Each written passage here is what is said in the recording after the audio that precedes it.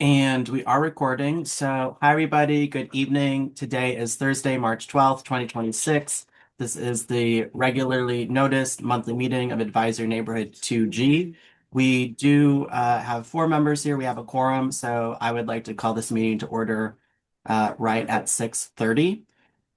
Secretary Shea let me know that she would be a few minutes late. So, in lieu of her absence, Commissioner Garrett, would you take the role as vice chair, please?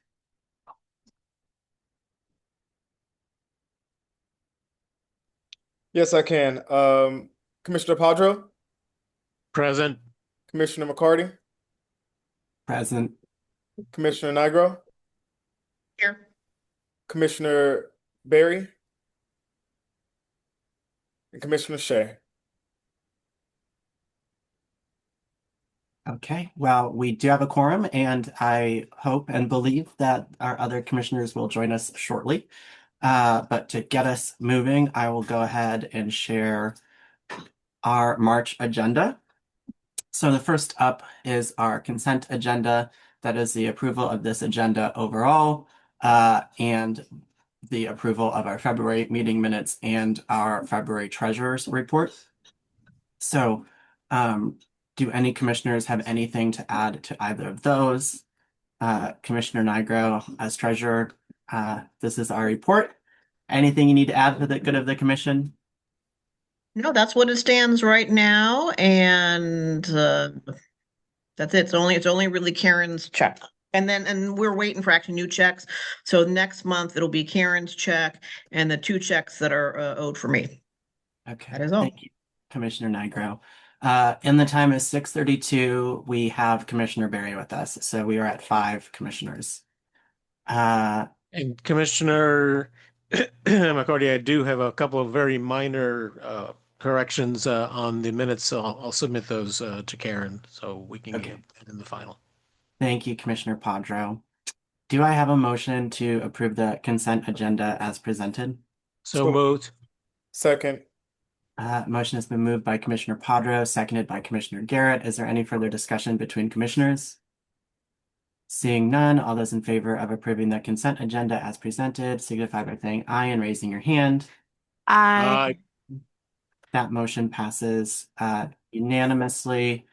And the time is 6:33, and we have Commissioner Shea with us. So we are at 6 out of 6 commissioners in attendance at 6:33. I do want to note for the record that last vote was just 5 commissioners without Commissioner Shea. We will keep moving and we'll go right into our community forum. So I will stop sharing my screen, and we should have MPD with us this evening. So I see Lieutenant Stanley Mark Rawls. If there's any other folks from MPD with us to share updates with ANC2G, please raise your hand so we can promote you to panelist and have you enable your speaking permissions. Thank you, Lieutenant. How are you? And welcome to ANC2G. Are you there? Are you ready to present to us? Yes, I am here. Having a little bit of technical difficulties first time using the Zoom. But I am That's here. okay. Well, we appreciate your presence. I know you are new to our area, so if you want to introduce yourself, and I also know there has been a few incidents the past week, and I know some commissioners have already been reaching Yes, out with questions. So let's just give you the floor and tell us what's up. absolutely. So a brief introduction.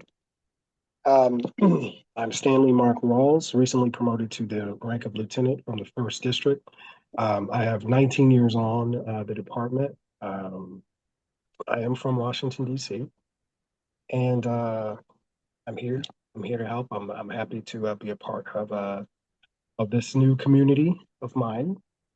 Not new to you, but new to me.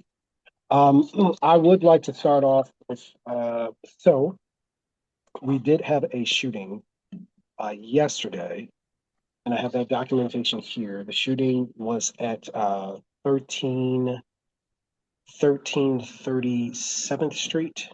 If I'm not mistaken, that should be the, give me 1 second. Hang on.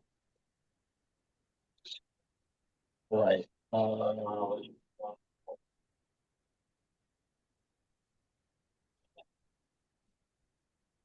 Right. Yes. So individual, he was located in the 700 block of O Street, suffering from a gunshot wound. We believe it was self-inflicted to the foot. Um, what else? So yeah, that happened yesterday. And so what is MPD doing right now? MPD, of course, we're immediately putting crime suppression team has been notified, and you should be seeing them down in the area as well as our outreach. Business beat is going to be down there as well in the area, in the 8th and O area, and as well as some of our federal partners, from what I understand, as well as our robbery task force. So they'll be down there. Does anyone have any questions regarding the shooting? If you do, please raise your hand. Commissioner Nigro, followed by Commissioner Shea. No, this is not about the shooting. This Oh, is other stuff. So go on okay. to. Commissioner Shea. Yeah. Hi, thank you. The Thank you. shooting last night that's the same incident that involved something where there was blood and a police presence at the entrance of the Giant? Yes, Okay. that's the one. All right. Thank you. Any other questions about the shooting? Okay, we will let's let you if there are any other updates you want to give, Lieutenant, and then we'll move to Commissioner Nigro's question. Any other updates? No. Okay. Commissioner Nigro, floor is So yours. I'm sorry. Before we go away from the MPD stuff, but not necessarily right now, maybe I can share some of the stats that the commander shared on the community walk yesterday.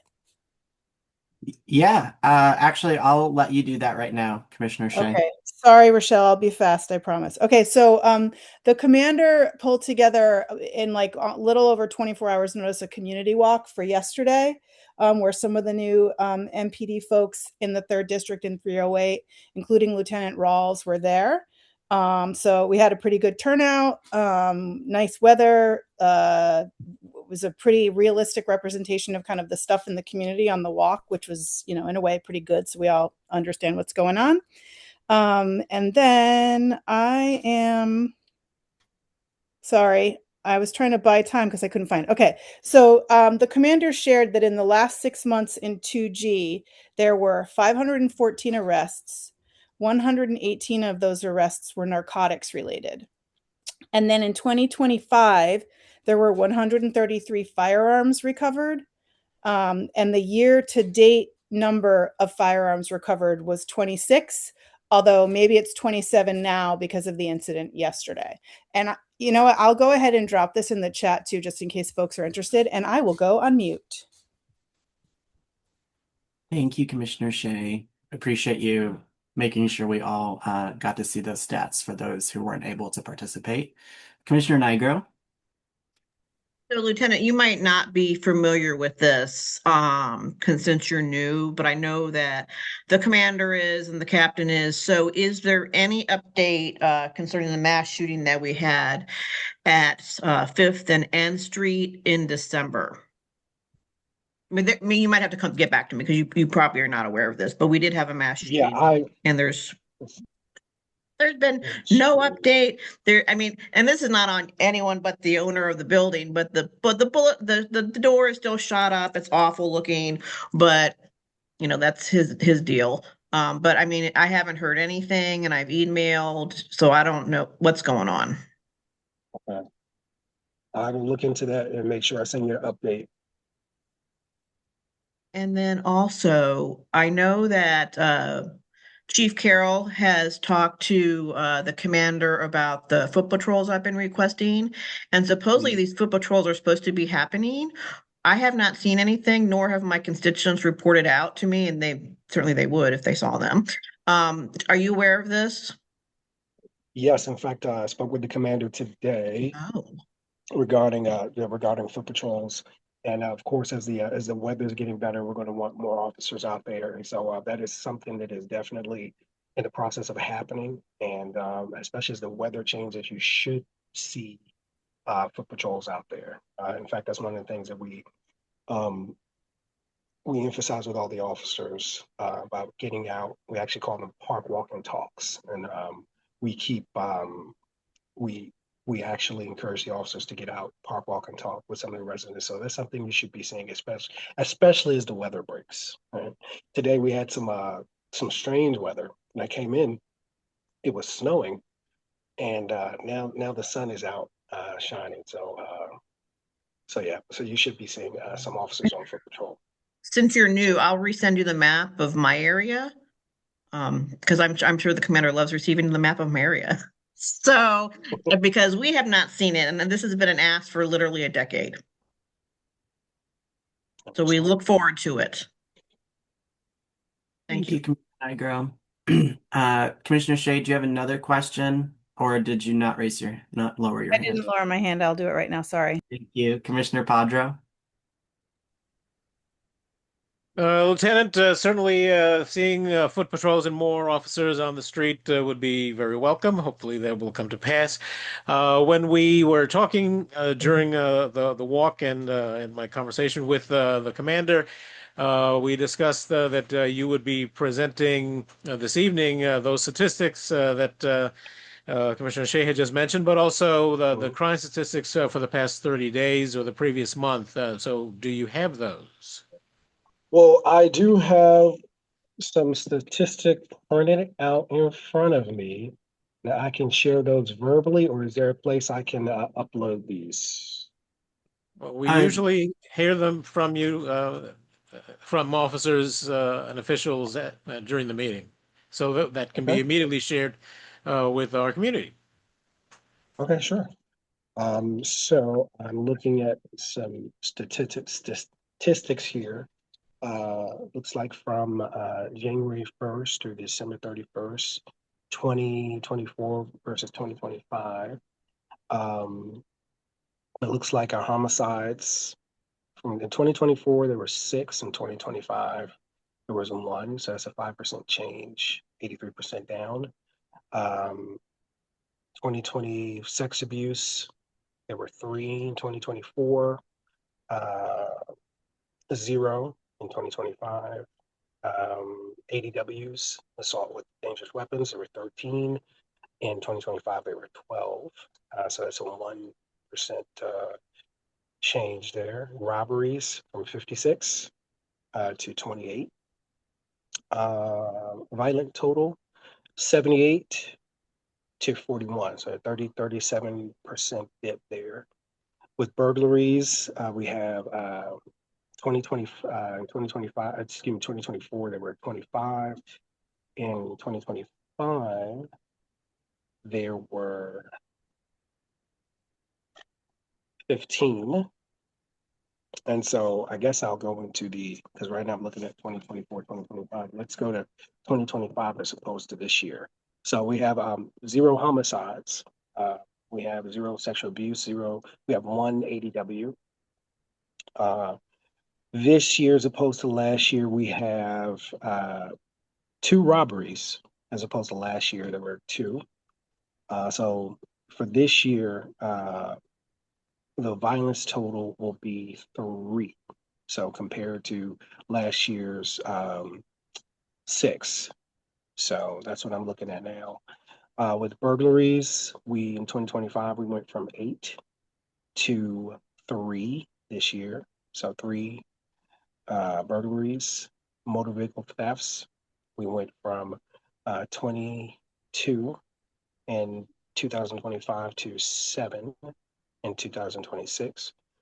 Theft from autos, we went from 23 to 16 in 2026, and thefts 39 to 30.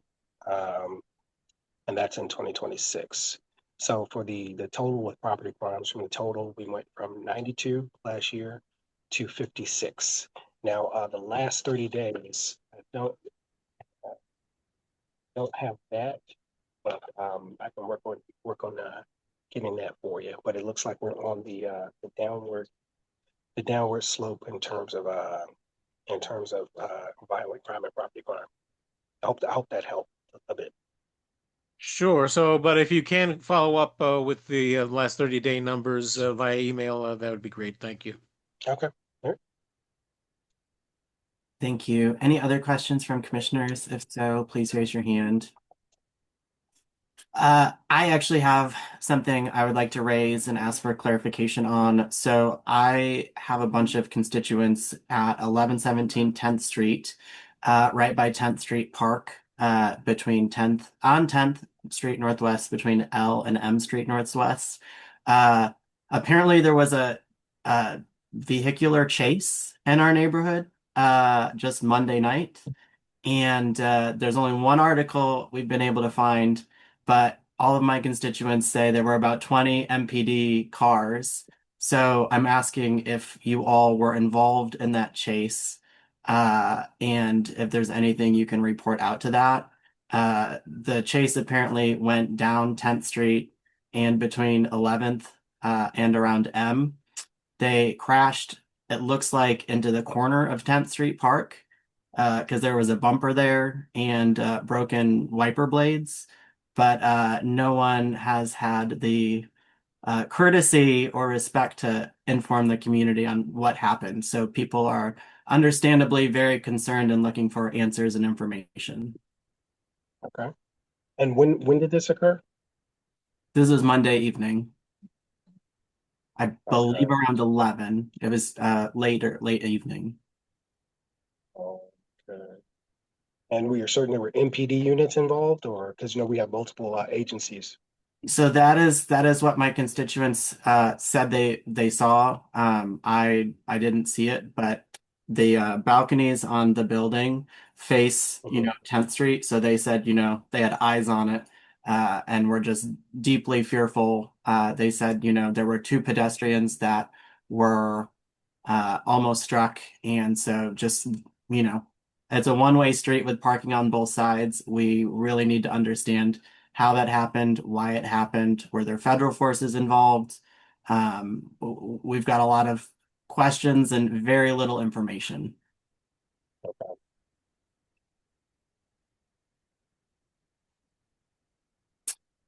So if you could please see what happened there and get back to us, we would really appreciate it. Yes. All right. Any other questions from commissioners before we open it up for the public? And members of the public, if you have any questions for MPD, please raise your hand so we can give you speaking permissions. I'm going to allow Megan to talk. Yes. Hello, can you hear me? Yes. Can you hear me? Yes. Okay. Yes, hi. I wanted to raise that same issue that was just raised by Commissioner McCarty about the police chase on 10th Street. It's a tiny residential street, one way, and I heard an enormous squeal. I jumped up, looked out the window. I couldn't see from my view because by that time they had already passed my view, but my friend and neighbor in my building is in the front and could see the entire thing happen. Counted about 20 MPD cars, saw them crash into the vehicle they were chasing, and in turn he crashed into the car. And then they could all continue the wrong way on 10th Street. And the car that was being chased was driving up the sidewalk the wrong way on 10th Street. And it's just an extremely, extremely upsetting thing that happened on a teeny tiny residential street. And to my knowledge, car chases I thought were not allowed. And so it's even more upsetting that that occurred if it's not allowed and that there's been no information about it. I've been searching all week, cannot find anything. It's only been a couple weeks since there was another chase that killed a pedestrian on a crosswalk that I am constantly on. So I am just extremely, extremely upset about this happening and about the complete lack of information about it. Thank you, Megan. Okay. So, want to start by saying, yeah, I'm sorry if you feel as if you have been communicated to in reference to this alleged chase. But I will say that MPD officers, we have a very strict no, well, not I wouldn't say no chase policy, but they're very uh, specific occasions when we're authorized to chase. Now, if MPD was on the scene, what you were probably seeing was us responding to the termination point um, of maybe an outside jurisdiction coming into the city behind, I guess, a suspect vehicle. But the fact that nobody up here has been talking about it would lead me to believe that perhaps MPD was not involved in the chase. However, what I can do is I can once again look into that and I added to my homework list because I got a little bit of homework to do regarding some of the issues. Mr. Padro, is that how you pronounce it? He wants the last 30 days of crime stats, and Mr. McCarthy, of course, he wants to know what the constituents want to know what happened with this incident on 10th Street. Um, so as far as I understand, MPD has not engaged in any chasing, so to speak, because like I said, our chase policy is pretty strict, and our officers are very well versed and trained in that. And so generally our policy is to, uh, if an outside jurisdiction, for instance, let's say PG County or whatever outside jurisdiction is involved in some sort of hot pursuit, then we will respond to the termination point. And so that could possibly explain the number of MPD vehicles that you've seen. However, not knowing exactly what occurred, I can't speak too much to it. I'm just speaking a little bit toward our policies and what could have happened. So once again, let me do some research on that, and I can get back to Commissioner McCarthy with the results to that. Thank you, Lieutenant.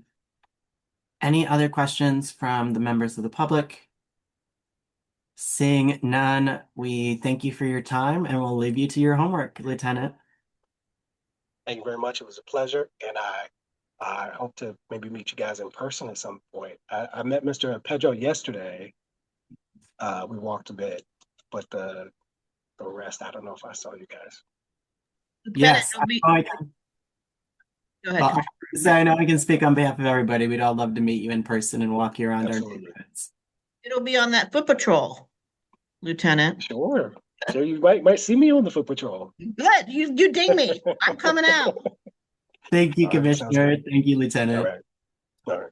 Next up, we will have, if we might not, if we have somebody from the mayor's office, please. Okay, I see you. We'll have the mayor's office give us a brief update. Hi, I joined on my phone again, which I forgot. It doesn't say my name. It just says EOMIOS. Thank you. Well, I realize the EOM now, so we're good. Cool, awesome. Hey everybody.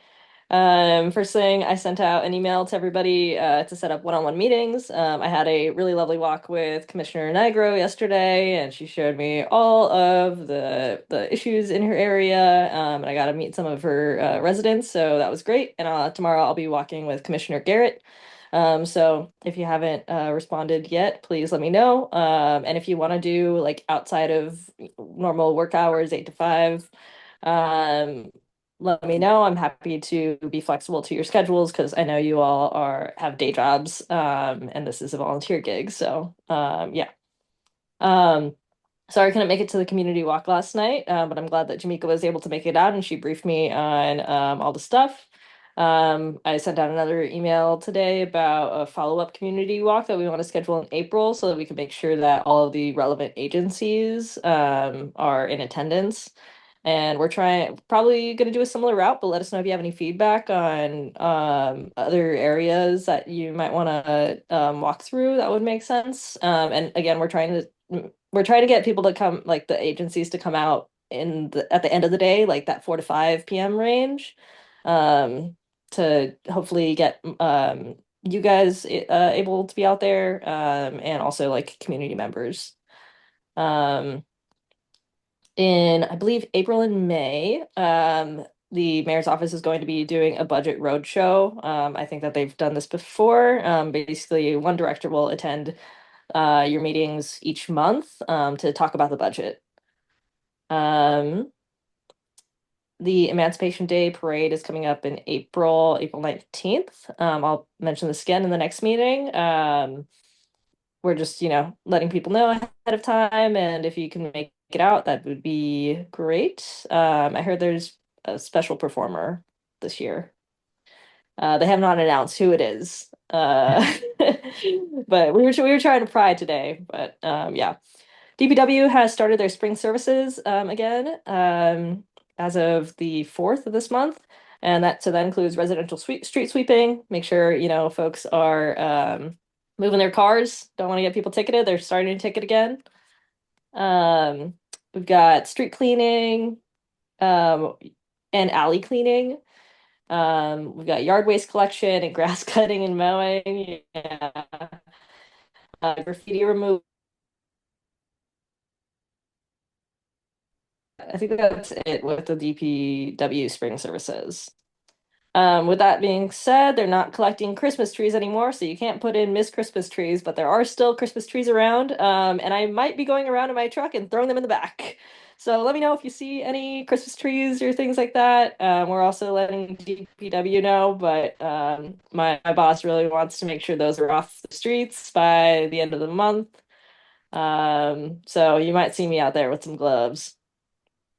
For 311, I did some follow-up about the app. So 311 platform is not owned by DPW. It's owned by the Office of Unified Command.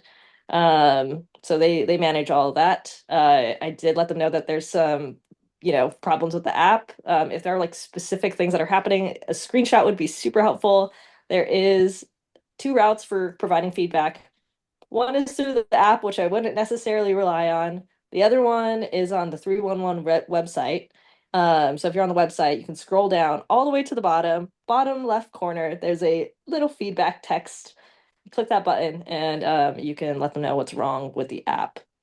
If any of your residents are experiencing issues with unfulfilled 311 requests, please make sure that they save their service numbers. And yeah, because that'll just help me like expedite it a lot faster, um, and get like better response time. They also have to like wait until their like suggested service fulfillment date has passed. Um, I know that I think the council member's office is going to talk about this a bit more. But the Potomac River recreational advisory was lifted. They did testing for 2 weeks straight, I believe, and then they lifted it sometime earlier this month. But this only applies to the DC area. So if like residents are going to neighboring jurisdictions that were also affected, they should refer to those jurisdictions guidances about the recreational areas along the river. Sorry, I got a lot today. Ward 2 roll-off day is coming up on March 28th, and that's going to be at Francis Field and Dog Park, 2500 N Street Northwest from 10 a.m. to 2 p.m. So residents can bring any of their bulk collection items, and I should be getting a list of all of the accepted things.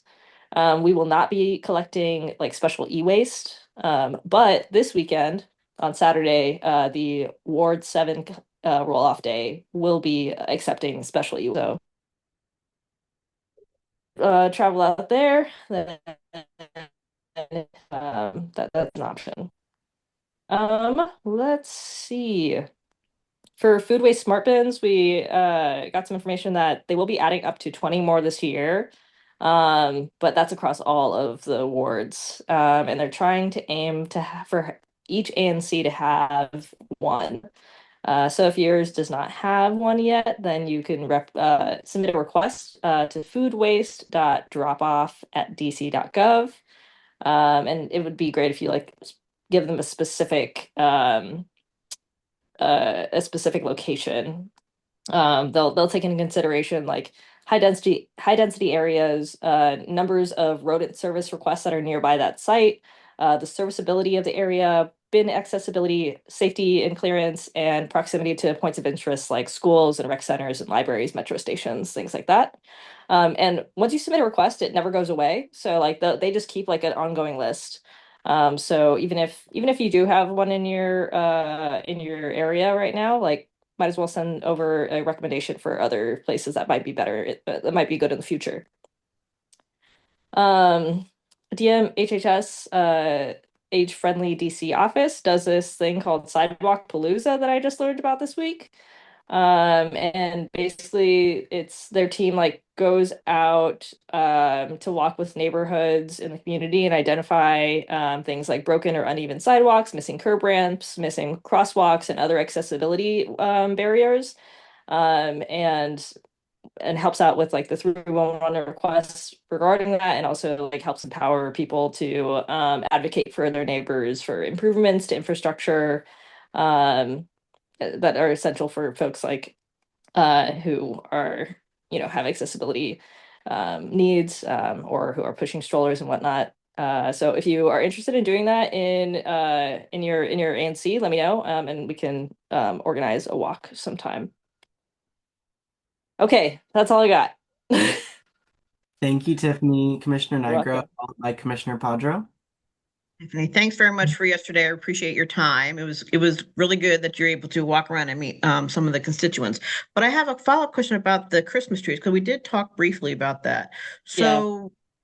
So if I do submit the 311, what's going to happen? Nothing? They'll still come out and like send somebody out to pick them up, but it's just that my boss was like, let's get it done faster. So still report them to 311, that'd be great. But if you also like want to let me know, I'm happy to make sure that these things are getting taken care of.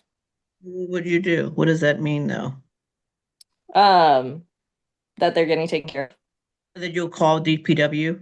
I'll either so our the Chris team, and also in partnership with the council members office, we've been sending these locations where we've been finding Christmas trees to DPW's team, and they've been sending that to their teams who are out on the streets, so they should be picking them up.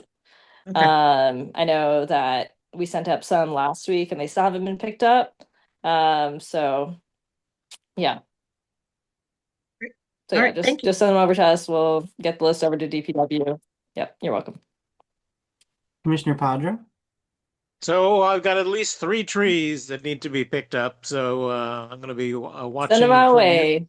I'll be watching for you to drive up with your truck and grab them. Okay. I'm gonna bring Phil out with me. I'm trying to get him out with me. Any other All questions, right. Commissioner Padro? Commissioner Barry. Hi, Tiffany. How are you? Hello. Good. How are you Hello. doing? Great. I was wondering if you could talk about the curfew that went into effect recently, Mm. because the weather is getting, Was yeah, if you could just tell us what the curfew is, the parameters of it, for youth, because a lot of people were not made aware of it, and it kind of just came out and it was like on social media, but parents did not feel well informed.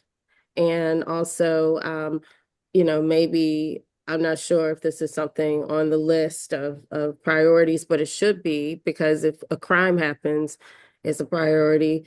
But like other options for children because the weather is getting warmer despite the snow we had today for 3 hours. The kids will need some place Mhm. to hang out and to exist and be. We just don't want to have kids in this families are welcome in the city, have kids and not nurture them and give them a place to exist. So I'm just really asking for the parameters of the curfew so that my constituents who have children can be made aware so that they are not penalized for being outside in the warmer weather months. And the sun doesn't go down until much later now. So, Yeah. this is very important that you give us this information. I'm just Yeah, definitely. yeah. Um, yeah. I don't have a ton of information on it right now, but I'm gonna follow up and make sure that I get all the details about what the curfew means exactly, and also like check on what are like alternative programs Yeah. that What the that curfew would is, be available. what the curfew is and who it affects and what the alternative Mhm. is for children to exist outside in the warmer months because that has not been Okay, addressed. Yeah. Thank you. sounds good. I will do that. No problem. Thank you, Commissioner Barry. Any members of the public have questions for Tiffany from the mayor's office? If so, please raise your virtual hand and we'll give you the microphone. Seeing none, thank you, Tiffany. You're off the hook, and we'll look out for some more follow-up and schedule our one-on-ones with you. Sounds good. Thanks. Thank you. Next up, we will have Dia from Councilmember Pinto's office to share some updates from the council member. Welcome, Dia. The floor is yours. Hi everyone, good evening. I'm going to share my screen quickly. All right, can everyone see my screen? Yes, thank you. Okay, perfect. And I just want to offer some clarification. Commissioner Barry, for the curfew, are you referring to the drug-free zone that is in place right now? From there's a lot of streets. Is No, I wasn't referring to the drug-free okay. zone, but I mean, I do want to talk about that too. But I just want to listen first. So, Okay. and yeah.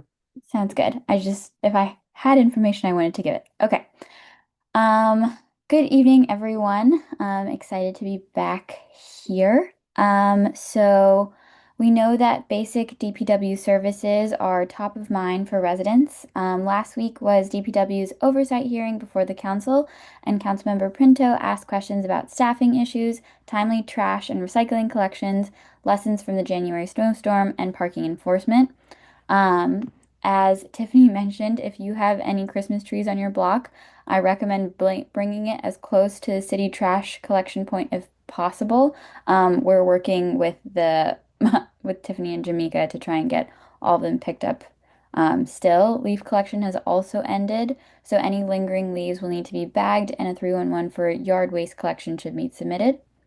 The winter storm and today's snow has resulted in a lot of potholes and damaged flex posts. So if you see any, please submit them to 311. We are also still in prime water main break season because of the rapidly changing temperatures. So please continue to report any suspicious water gurgling in the streets or sidewalks to DC Water. As Tiffany mentioned, Mayor Bowser announced this week that the ban on recreational activities on the Potomac River has been lifted. Testing of E. coli levels have been in the safe for recreation range for a few weeks now, and the last overflow into the river occurred on February 8th. Just to clarify and remind everyone, swimming in the Potomac is still prohibited. DC water crews have started remediation work on the brush and soil at the spill site, and the full repair of the damaged section is expected to be completed mid-March. Drinking water remains safe throughout the crisis since the overflow occurred downstream from the Washington Aqueduct intake at Great Falls. And Councilmember Pinto has urged the Department of Energy and the Environment to conduct more frequent testing of the water, and they've gone from weekly testing to daily testing. This, of course, was all unrelated to the Potomac River Tunnel project that has been going on and will be completed around 2030. That aims to help capture over 90% of the regular combined sewer overflows that regularly occur after storms, since about one-third of our sewer system is combined. Councilmember Pinto remains committed to making the Potomac and Anacostia rivers swimmable in the near future. The council is also nearing the end of agency oversight hearings and preparing to receive the mayor's fiscal year 27 budget proposal in April ahead of budget hearings. 2 weeks ago, MPD's 12-hour hearing had over 100 public witnesses. We know that there are still many questions and concerns about MPD's coordination with immigration enforcement, and we know how harmful the actions of the federal government and federal officers have been and continue to be across the country and in DC. There have been 3 federal officer-involved shootings in DC in the last 6 months. Councilmember Pinto and her colleagues continue to explore the best ways to protect residents locally. Last week, the council unanimously passed 2 bills, including legislation Councilmember Pinto introduced that would do 2 things.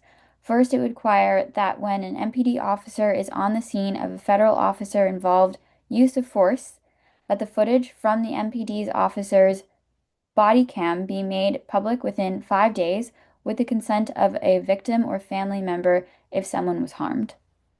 Second, it would require the names of directly involved federal law enforcement officers to be included in MPD's database after a deadly or serious use of force incident. The second bill involves collection of information about the federal officers.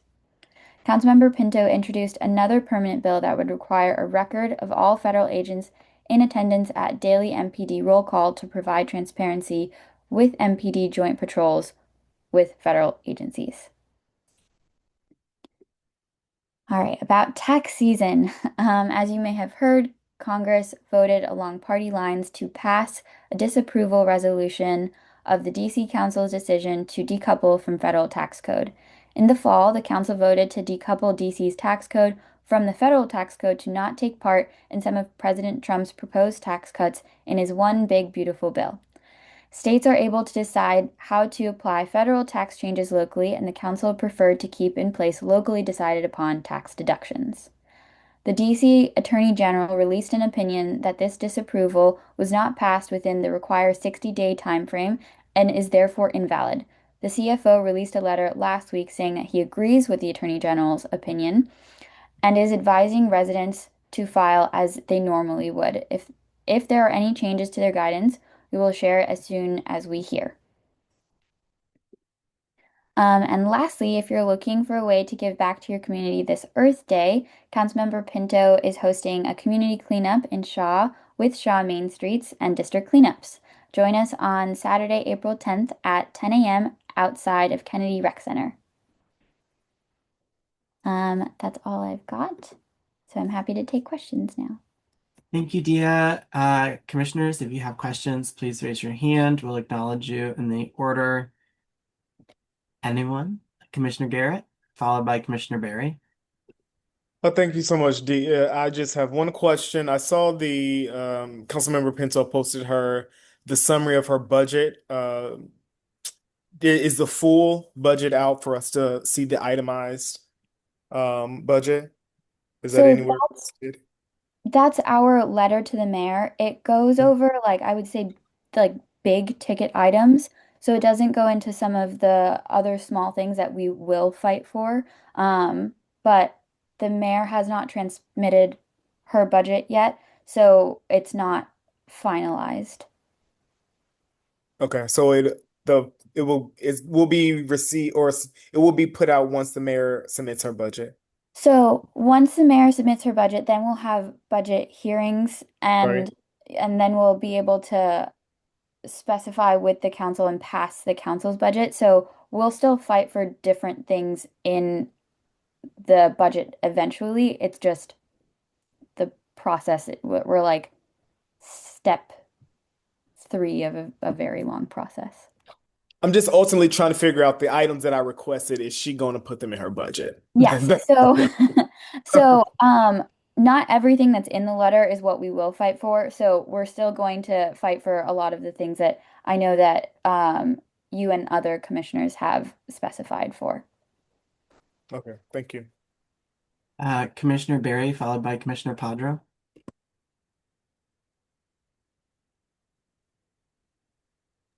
Com Commissioner Barry. Okay, sorry about that. Hi. Um, so the same question again about the curfew, and the youth hangout options and what the curfew is, if you have that information, because constituents need to know that. I also have a question. You mentioned something about the drugs free zone. If we certainly need to know about where that is in our ANC. Constituents need to know that information as well. Anything that's going to keep people out of jail.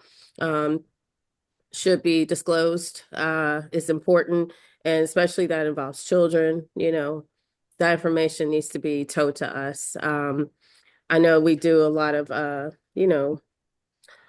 issues regarding approving things, but we're also here to inform residents. So I just think it would be helpful if we could always have some type of information in here that would apply to everyone, not just picking up Christmas trees and things like that. Like if a lot of the information could touch on everything that our residents would face, because a lot of times they don't have the answers to those questions. Okay. Okay, let me drop in at least about the drug-free zone because I have it right Okay. here. These are the parameters of the drug-free zone. I can say it aloud, but it's a lot of like specified areas of streets, but basically P Street to 9th and 7th, and then it goes a little bit, I believe, south of that. Okay, and what does that mean for people who are hanging out at P Street from 9th to 7th Street? What does that mean for them? From my understanding, it means that there is an influx of resources that are put into the area. So it means that there's more like the police presence and other presence by uh uh there's a different team, like a task force that I don't remember right now, and I can definitely get you the answers of. But for most of it, it means that more resources are available in that specified area. Okay, now does that mean that residents have to do something, or is there something they're not allowed to do, or they're not allowed to gather? They're not, what is the parameters? Like what's making it? I want people to be safe and not harassed. So could you tell me, Yeah. is From my designated? Yeah. From Yeah. my understanding, it doesn't change what people are able to do. It just means that there's more resources there. It's not Mhm. something that we're able to do all the time because of uh, uh, straps on resources. So Mhm. it can be done, I believe, 5 days at a time, and then it can't be done for a period of time after that. So it doesn't change what residents are able to do in the area. It just changes how much resources are able to be in the area. Okay, perfect. Do you know anything about the curfew? I'm not entirely sure. I might not be aware of it. Is this about a curfew? I know that there's one that Union Station put into place. No, this is the curfew that was in put out in the entire city, and there were last weekend, and there were some children who were arrested. Not arrested. I don't think the kids get arrested, but parents need to know what happens if their kids are out past a certain time, and that needs to be told to us, especially if it wasn't there previously. And Mhm. it is something that is new. So I just wanted to get the details from the offices that create these laws and put them in place, because I thought you would have that information.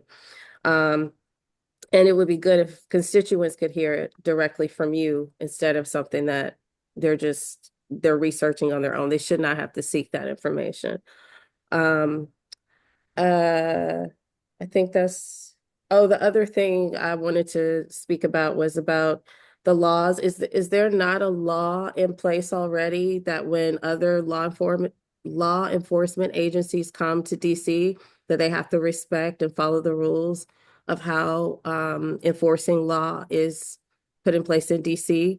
Like they can just, let's say a law enforcement agency comes to DC and there is a different team or task force. Like for instance, we had MPD on earlier, the Lieutenant Stanley Rawls, he wasn't aware of something that happened. He said it might have been another agency that had that was in control over a situation that happened on 10th Street and he was not made aware of it. I'm wondering if those law enforcement agencies are held to the same standard as MPD, being that they are the governing force for law enforcement here. Even though this is federal, they're still the Metropolitan Police Department. So that's a question that I had. Hoping you would know the answer to that. Doesn't seem like I might not ever get that answer, but not from you specifically, but from DC government. But Mhm. yeah. From my understanding, when you're referring to like federal agencies, Mhm. they are not under MPD's purview, so they may follow different regulations. I can get more information for Mhm. you. I don't know the like specifics of it. Okay. That was all I had. Thank you. Thank you, Commissioner Barry. I will note, Tiffany shared a link in the chat about 2 new juvenile curfew zones, but those are very specific to targeted areas in the city and not on our area. So that might provide some clarity and information you can share with your constituents. Um, Commissioner Padra? Yeah, so I did want to share with Commissioner Barry that I think that the curfew that she was referring to was the U Street weekend curfew. So that was the information that just got posted into the chat. So you'd be able to get some clarity on that. I'm not aware of a citywide curfew that has recently been announced. Thank you. And also, I guess Tiffany probably was the one that also added the information about the dates for uh, the the drug-free zone in our immediate area because that was left out from what you had pasted and you had put in the start and the end times, but not the dates. So that should all be up there now. Could you also put in the chat your PowerPoint? Um, I don't have a version of it right now. Like a Well, then if you can follow up afterwards. Yeah, I can download a PDF of it. Great. Thank you. Thank you, Dia. Any other questions from commissioners? Any questions from members of the public for the council member's office? If so, please raise your hand so we can acknowledge you. It does look like I have one. McLean, I'm going to give you speaking privileges. All right. Hi. So yeah, my name is McLean. I technically actually live in ANC 2F because I'm just right across the street from the Shaw Skate Park. And this is in regards to that. So I've been in communication with Councilmember Garrett a while ago. As I said, I live across the street from the skate park.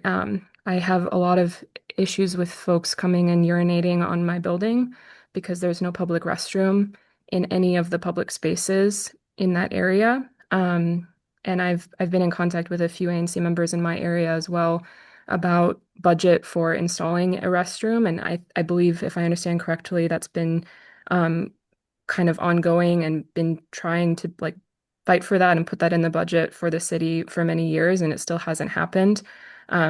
As you know, there are 3 schools that are also in this area. I do a lot of work in the alley behind my home as well, and people come and urinate there. There's a school that you can see directly from that area. So I think a lot of people with children in the area are also concerned about that happening there. And I understand because there's no public restroom. I'm not saying that people shouldn't, like, they need to be able to use the bathroom, but there's nowhere for them to go that's private.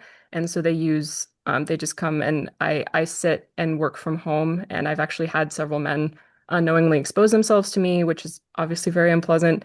Um, and so I just wanted to kind of bring that up and see if that was in any way part of the conversation, or if that might be like part of the budget considerations for this year. I think a lot of people would really appreciate it, particularly the people that visit these spaces. And as someone else said, it's starting to get warmer, and people are going to want to spend time here. And having somewhere to actually use the bathroom if they're going to be spending the day here would be really nice. So yeah, that was my question. Yeah, I just want to clarify, this is the skate park on 11th Street. Correct. Okay, got it. I'm gonna bring this to our staff that's specifically working on coordinating the budget and let them know that this is a priority. Okay, thank you. Of course. Commissioner Garrett, I'll let you Yeah. chime in. Yeah, McLean, I'll respond real quickly. Councilmember Pinto is actually it's in her budget, her letter to the mayor of doing the outside bathrooms. I forgot what they're called, but I know there's one in Judiciary Square that Councilmember Pinto is looking to put some within Ward 2. So it would be great if you could just, create a letter, maybe get some neighbors to sign on to it. I'm happy to sign on to it and advocate for that space to be one of the locations to be considered. Absolutely. Okay, yeah, I can do that. And I Okay. think they're called throne bathrooms. There's one Throne, on yes, DuPont throne. Circle as well. Okay. Yeah, perfect. Thank you. Thank you, Commissioner. Thank you, McLean. We appreciate you sharing your concerns. And it looks like, do we have any other members of the public with question for Councilmember Pinto's office? Seeing none, we will thank you for your time, Dia, and we will quickly move on to Events DC. Nice to see you Thank all. you, Have a good Dia. evening. Nice to see you. So I'll go ahead and bring over Solana Vandernat.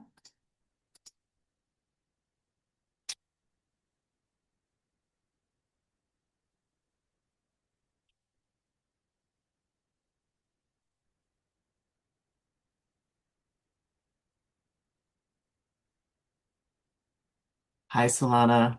I know a lot's going on at the convention center with is it AwesomeCon this weekend? Yes, yes, So yes. have So, it. yeah, super excited to report out to everybody. Good evening. My name is Lana Vandernet. I am the Senior Manager for Cultural Affairs for the Walter E. Washington Convention Center. I'm happy to serve as a connection point between you and Events DC. Feel free to reach out to me anytime. I'll put my contact information in the chat.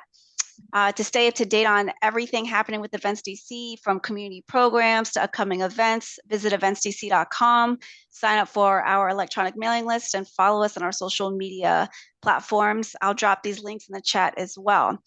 As you know, Events DC, well, the convention center as a whole is extremely busy this month. For the remainder of March, we are hosting 13 events, including AwesomeCon, which starts this Friday and goes through Sunday, welcoming an estimated 25,500 attendees. And then St. Jude's Rock and Roll Washington, D.C. Health and Fitness Expo on March 19th and 20th, which will be welcoming an estimated 15,000 attendees. So 2 big events coming up, not including the other 11. A couple other reminders and announcements. The 2027 NFL Draft Local Business Opportunity. The NFL is seeking event-ready businesses to support the 2027 NFL Draft. This procurement program provides local, small, and underrepresented businesses opportunities to connect with contractors and suppliers involved in producing the event. Businesses selected will be included in a supplier directory used by NFL contractors and event producers. Applications must be submitted by March 31st, 2026, and more information will be at the link 2027nfldraftsuppliers.com, and I'll put that in the chat as well. Regarding upcoming events, the National Cherry Blossom Festival. Hard to think about that when it just snowed, but as we mentioned, the sun came out. So the National Cherry Blossom Festival will take place March 20th through April 12th. This is a 4-week festival which celebrates the friendship between the U.S. and Japan with food, culture, entertainment, and events for all ages. Many events are free and open to the public, and we look forward to welcoming residents and visitors from around the world. For further information, please visit the website, nationalcherryblossomfestival.org. And then the upcoming 2026 NCAA Men's Basketball East Regional. Washington, D.C. and Capital One Arena will host the 2026 NCAA Division I Men's Basketball East Regional featuring Sweet 16 and Elite 8 games. The tournament will take place March 27th and March 29th, and residents can receive $20 off select tickets at ncaa.com/DCMBB. And I will include this link in the chat as well. So lots to come. And thank you for letting me join this call. Please let me know if you have any questions. Thank you, Solana. Commissioners, please raise your hand if you have any questions. Commissioner Nigro. Hey, Solana, quick question. For the AwesomeCon this weekend, are you going to allow all the food trucks? I will follow up on that. That's a good question. Because I know we had a couple last time. I mean, there's a lot. I mean, the only concern is like sometimes it's just additional garbage and all that, but I mean, I'm sure you're right. So. Yep. I'll follow up on that with you. Great. Thank you. You're welcome. Any other questions? I would just be excited if Michigan is in the Sweet 16. I'll have to figure out how to get to a game. Yes. Well, are there any constituent or members of the public questions for Events DC? Please raise your virtual hand and we'll give you permission to speak. Seeing none, thank you, Solana, for your time, and we will see you next month. Thank you. Have a good night. Thanks, you too. Next on our agenda, we have Department of General Services to provide their quarterly construction update at 501 New York Avenue. So if you are with the 501 New York Avenue crew to provide construction updates, please go ahead and raise your hand. I'll bring you over as a panelist. Latoya, I see your hand. I'm going to let you go after the 501 New York, if that's okay. So let me just pull you all over.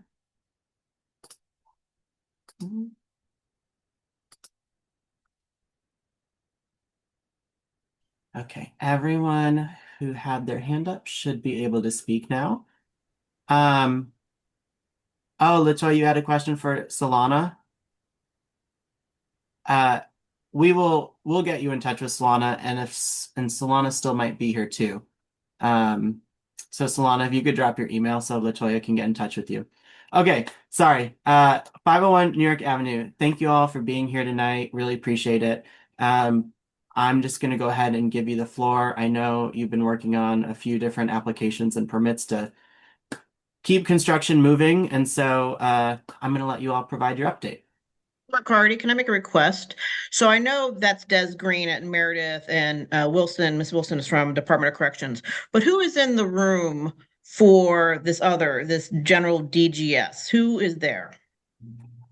I am Commissioner, your good friend John Stokes is here. Okay, For some reason, like I'm on, and so is Des Green, and so is Des.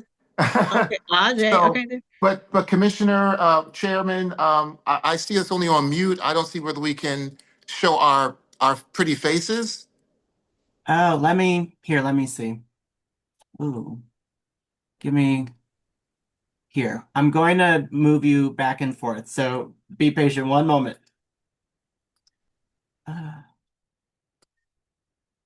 DGS. Okay. Hang with me for one moment. I have to move you back. Move you back. Okay, as you all come back over, let's see if you can turn on your camera now. Merida. Okay.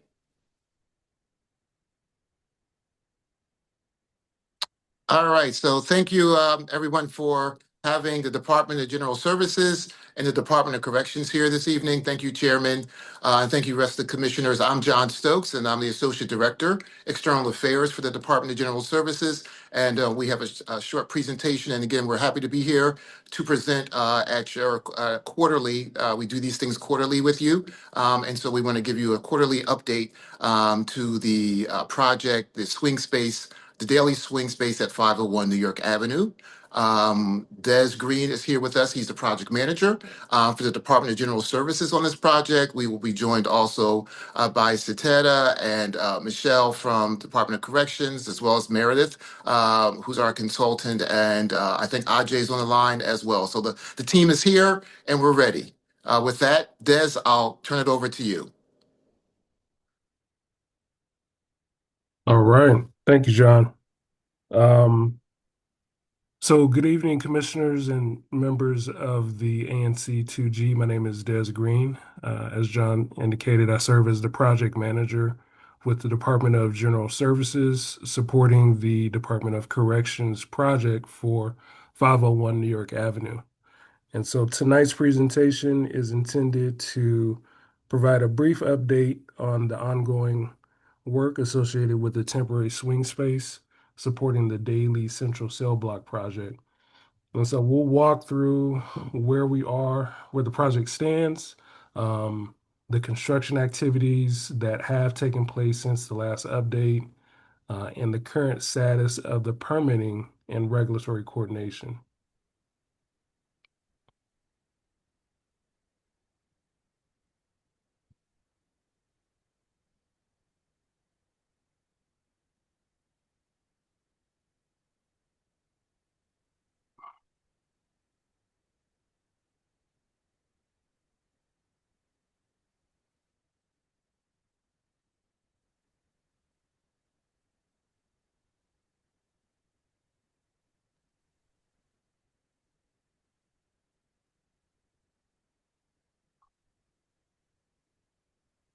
Sorry, my computer's going kind of slow. Okay.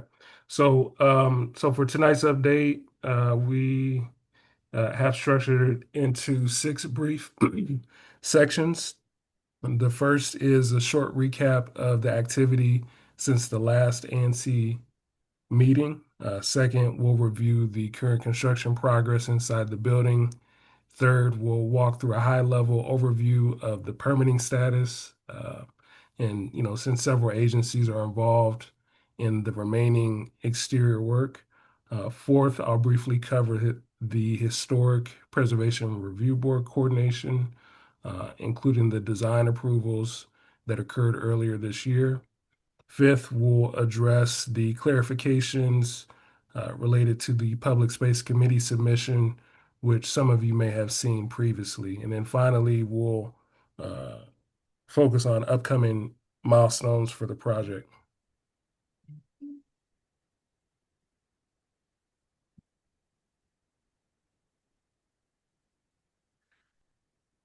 Okay.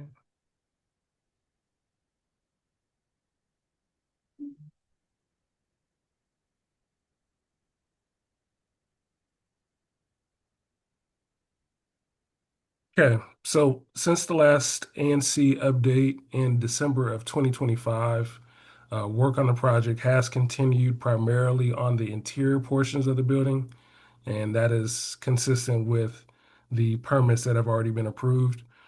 Interior construction activities have progressed as planned, which includes mechanical, electrical, and plumbing rough-in work. During the period of the project, also, we successfully passed the wall closing inspection, which allowed the contractor to proceed with enclosing the interior spaces. In parallel with the construction work, the project team continued coordination with several reviewing agencies, including follow-up with the Historic Preservation Review Board and ongoing permitting coordination related to the future work that we have coming up. On the site side, planning for the exterior utility has advanced. However, those activities remain pending the DDOT permit approval.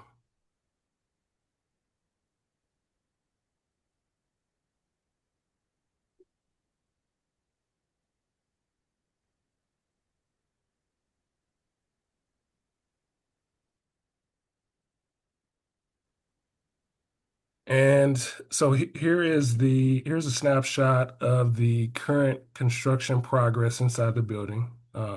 Most of the early interior work necessary to support the facility layout has been completed. This includes the mechanical, electrical, and plumbing roughing work, as stated before. The project has also successfully completed the interior framing and enclosure throughout the building. Following that milestone, the team completed the wall closing inspections.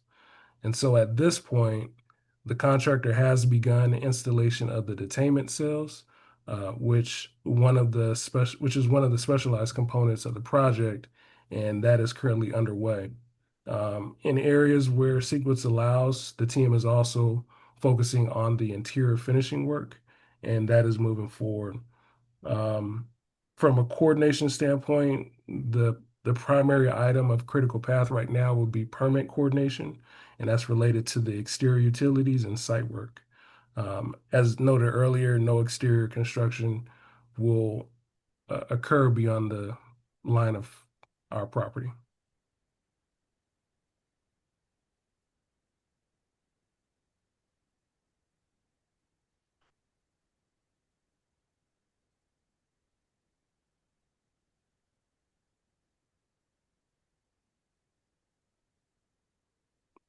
Okay, so because this project touches several different public agencies, I want to briefly walk through the permitting coordination that's currently underway.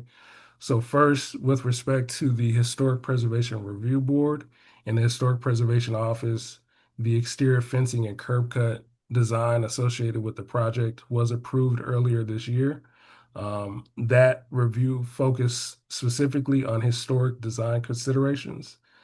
Next is the DDOT Public Space Committee process, and that is what governs the interface with the public right away.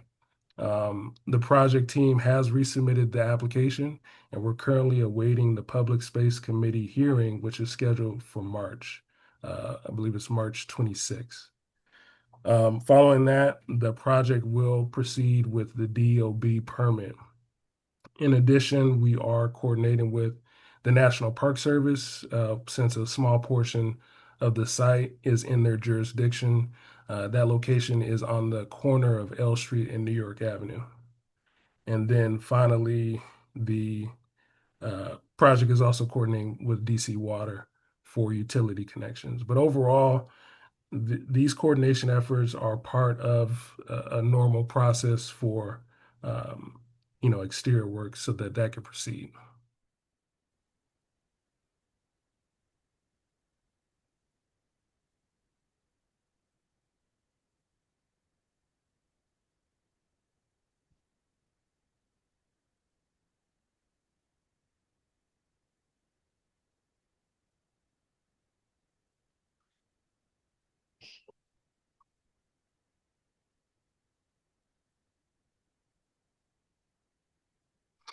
Okay, so I also want to briefly touch on the Historic Preservation Review Board coordination.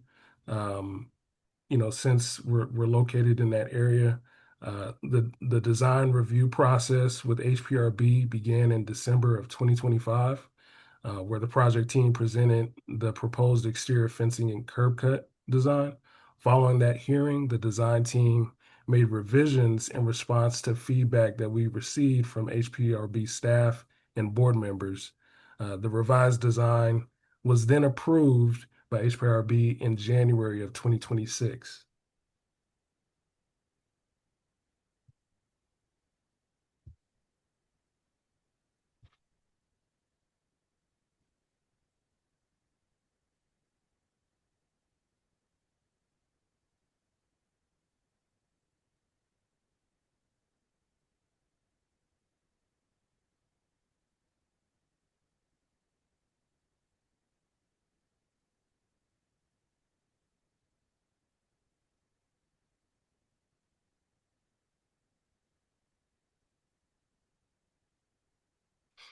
Okay, so this slide is the site plan that was presented to and approved by the HPRB staff in January.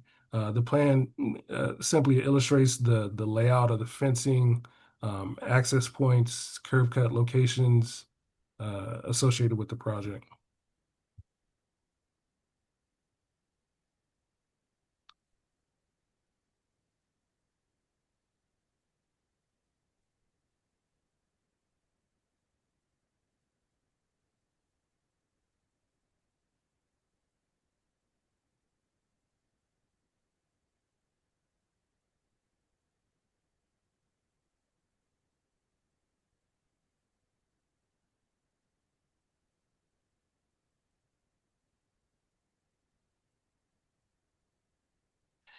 And this slide shows the elevation views that were also included with the HPRB submission. These elevations just illustrate the fencing and site elements as they appear along the property.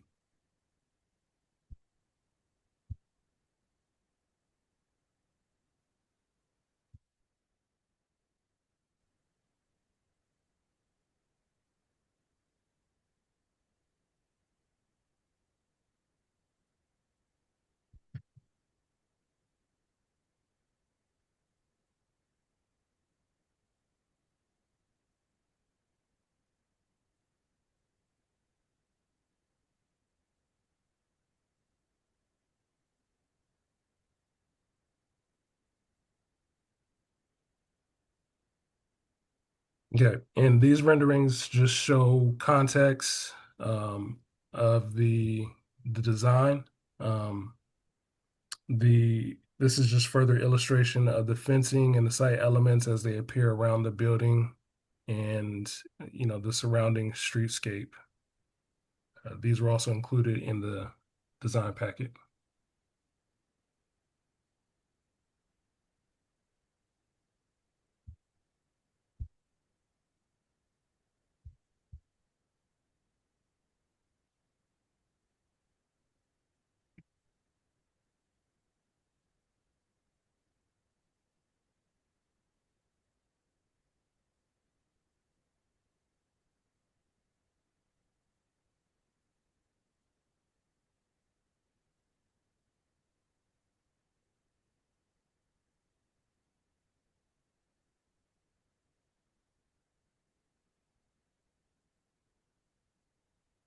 And then these final renderings show additional views of the approved design just from different angles around the property.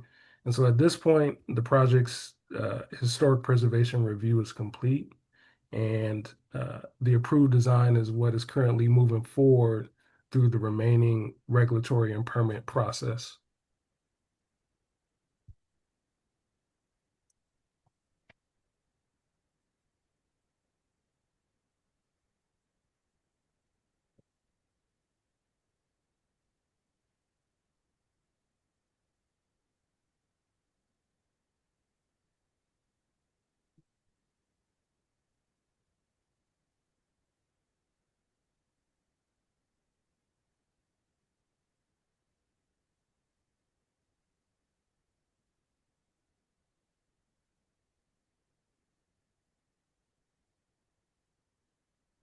Okay, so following the HPRB approval, the project advanced into the Public Space Committee review.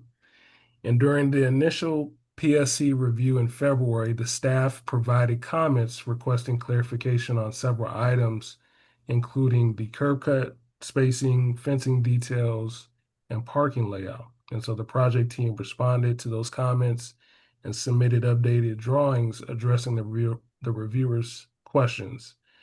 During that process, PSC assigned a new reviewer who questioned a few additional clarifications, which resulted in the project's February PSC meeting being rescheduled to March. And then on March 2nd, the team provided additional responses that updated the drawings, which included 2 additional accessible parking spaces with the parking layout. More importantly, the fencing height, the curb cut locations, the overall site configuration remain unchanged from the previous review design. The graphic that's shown here is just reflects the updated set that was provided in response to the PSC staff comments.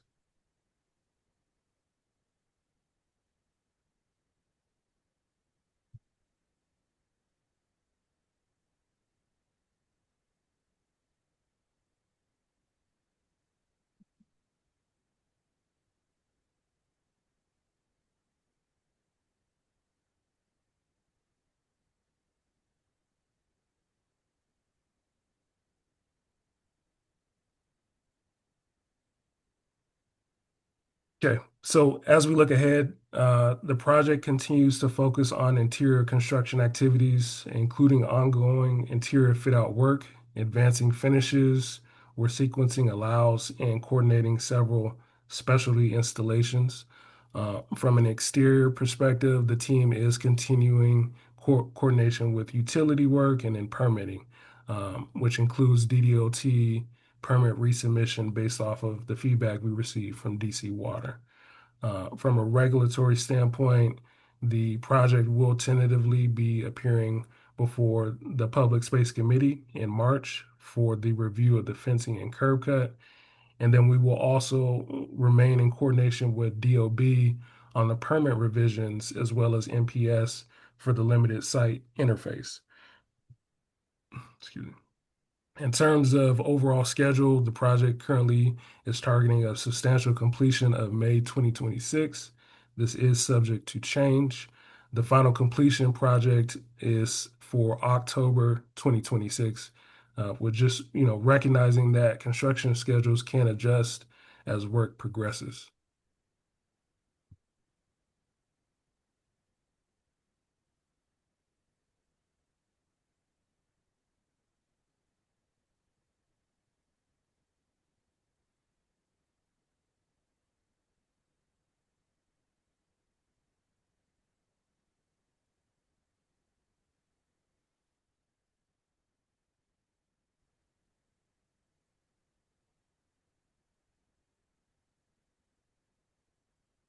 Okay. And so that concludes the project update. If there's any additional questions following tonight's presentation, the primary points of contact are listed here on the screen. For the Department of General Services coordination, please reach out to John Stokes. For the Department of Corrections communication, please reach out to Satara Yale. Thank you for your time this evening, and we are happy to answer any questions. Thank you for being here, commissioners. If you have a question, please raise your hand and wait to be called on. I am just gonna go first, and I'm gonna just kindly request that next time you come before the commission, you guys do a tech check. That was the very, very slow loading PowerPoint. We try to keep things time boxed. And it felt like we were waiting more for the PowerPoint to load than we were for your updates. Appreciate the updates, appreciate you being here, but please do a tech check, make sure your PowerPoint is going to load properly, so we can be respectful of everybody's time here. Commissioners, your time and the public's time. Commissioner Nigro. Cardi. Would anyone mind to turn on their cameras if possible? I would just appreciate that. All right, so I have some concerns about the public space process, and Commissioner McCarty is aware of what's going on. And so we were sent an email last week to continue to review what you guys talked about today, and I saw that things were submitted on March 5th. And then today, our review or not today, whenever it happened during the past couple of days, our review was deleted. So does anyone in DGS have any insight to that? Because we should be able to provide feedback on these changes. Anyone? This is Meredith Moldenhauer.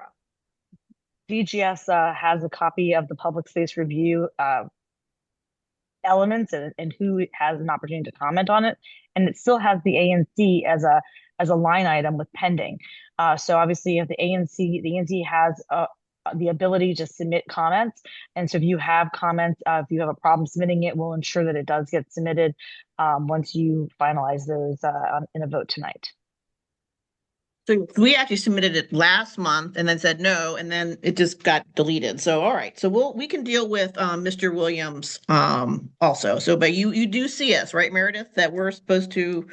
It says deleted on our side. On our side, it shows pending from the last I saw. Well, okay, well, as Commissioner McCarty, we have concerns with the public space committee. That's not your problem. Okay. And so one of the concerns I have seen what you all uploaded is again about the parking.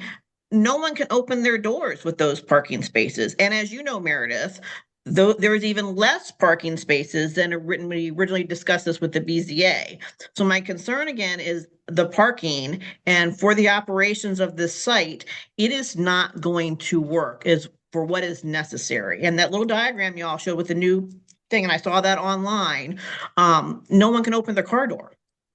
It's crazy. These would be specifically designated parking spaces, not for people in the public, but for obviously those who are working or servicing the facility. And they will obviously park in those spaces and coordinate to get in and out of those spaces as they will need to. Well, they better be very small because they can't, right now, you can't get, if you look at that diagram, and I would appreciate, actually, I'll have to ask what the actual space is for that, because right now, when the picture you showed, no one can get out of those cars. And so my question is for you, and Meredith, I think will speak to this. What happens to this to this project if the Public Space Committee does not support it, does not support your requests? What happens? Are you assuming you're going to get support from the Public Space Committee? We are pursuing the Public Space Committee as a required process. There is no guarantee, but we have presented information and we look forward to presenting to them, at the end of March. But you need to answer my question. So what happens if you do not get the support? What happens to this project? We would have to deal with that at the time. Obviously, I cannot begin to, guess or provide hypotheticals. Right now, we are pursuing the project and we are pursuing the required public space approval. And then Des had talked about that they had, of course, I understand about the fence with HPRB, and I was certainly at those hearings, but I mentioned that the last hearing about the windows, and Meredith, you will remember the window situation at the BZA. If someone can, what is going on with the windows? Those are historic windows and cannot be touched without approval. Remember this whole story, Meredith, the shading and all that? I know you remember. So the windows are not changing. The windows are staying the same. They are simply having glazing put on the interior. And so that it's interior work, not historic work, that is affecting the historic elements or character of the windows. So not that I want this project to move forward by any means, but you're saying those windows that are currently there will not change. That's what you're saying to me. You're only going to put some glaze on it. Des or anybody else on the project team, if you want to confirm that, or if we want to wait and confirm that and get back to Commissioner Negro on that. Yeah, should know. So we're not doing anything beyond what was approved at the time that we received the permit. So the work that was scoped out is what will be performed. And at that time, HPRB reviewed our documents, so that's what they're sticking to. So that whole conversation about soundproofing, or you are keeping the original window panes, is this what I'm hearing? Besides this glaze stuff. We're gonna install what is what's already permitted per our drawings. Okay, so can you send that information to me, Des, tomorrow? Do you mind? Yeah, myself or John can send that to you. Okay.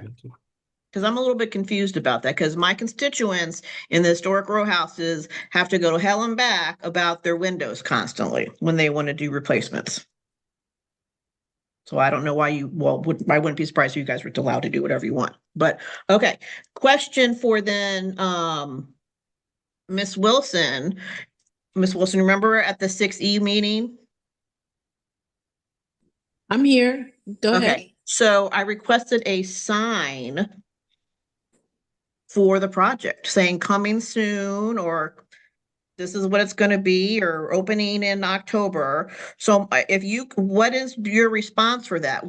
Can the Department of Corrections put up a sign? And you know how there's that sign now on the brick, right? Why not put a sign there? Okay, I hear you. I guess I'm not really understanding the purpose of the sign. So What to is the let people purpose of the know, sign? people ask me continually, what is happening there? Just like you announce a renovation of a school, John Stokes would be familiar with that, or the opening of whatever, a new recreation center, whatever project, and just say what it's going to be. Commissioner DeGrow, I'll respond to this. One, there were large placards outside the property for a long period of time in connection with the BZA case that specifically disclosed and talked to the public about what was happening here. There is a public website that talks about what's happening here, specifically as to the question of a construction fencing sign. That does sometimes occur with a project rendering with the architect or contractor's name on it. Here, there is a fencing, temporary construction fencing that says Keystone.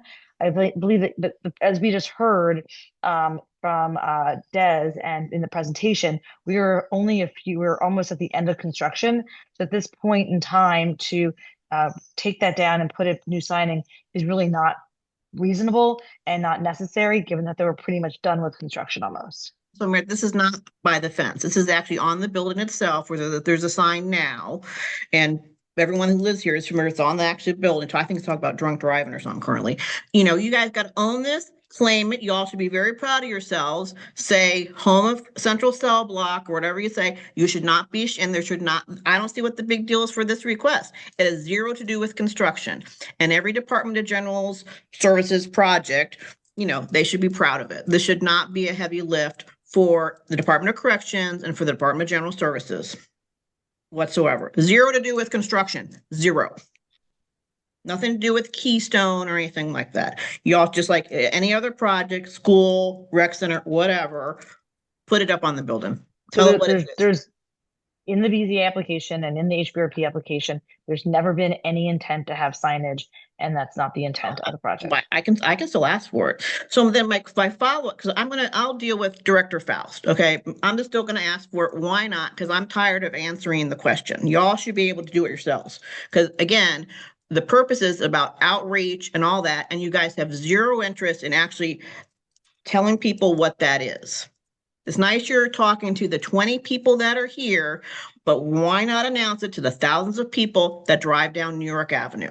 What are you ashamed of?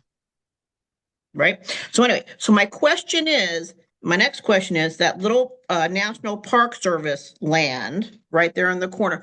Who has that currently? Is it currently under Park Service, or have you guys acquired it yet? DGS.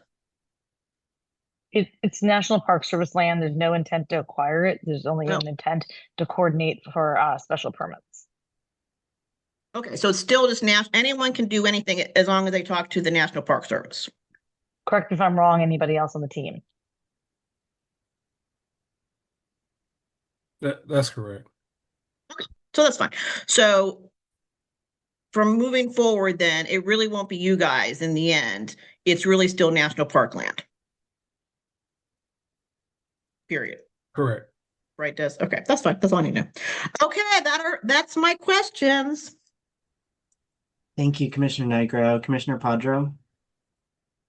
So I never got the final determination from HPRB about what the height is on the fence. So what is the final height of the fence? The fence height is 7 feet tall. There are intermediate piers that are at 8'4". Okay. And then on the site plan for that you submitted to public space, that was pretty tiny there. I was trying to make out whether or not the parking removal took place on 6th Street that had been recommended, and the daylighting, the 30-foot daylighting at the intersections, have both of those been addressed? Yeah, currently there's only parking on L Street and New York Avenue. So there's no parking on 6th Street. Let's see. Let me see if I can reshare my screen. Hold on.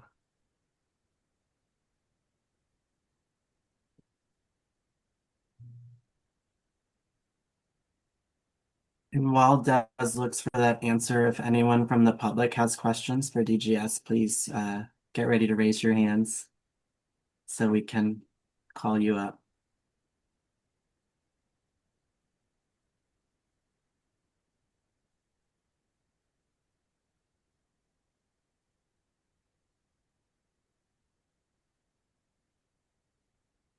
I don't know if you guys can see that, but L Yes. Street and New York Avenue. Right. So I'm just trying to confirm that the 30-foot daylighting uh, is taking place from the intersections.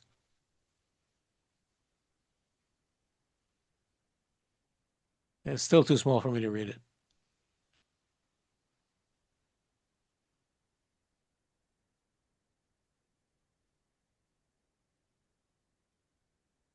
Yeah, I mean, if it look, saw it there for a second, but then zoomed away. So yeah, so it looks like it's at 40 feet, so that's in compliance. Okay, so that was addressed. All right, thank you. That's what I wanted to confirm. Thank you, Commissioner Padro. Do any? Wait, I'm sorry. Des, that's what when you showed that, that's when I want to see how large those parking spaces are. Yeah, Uh, well, I could just tell you. So it's 22 feet in length for the side that's on The width? on New York Avenue. No, no. The ones on L Street. The ones on L Street. Let's see.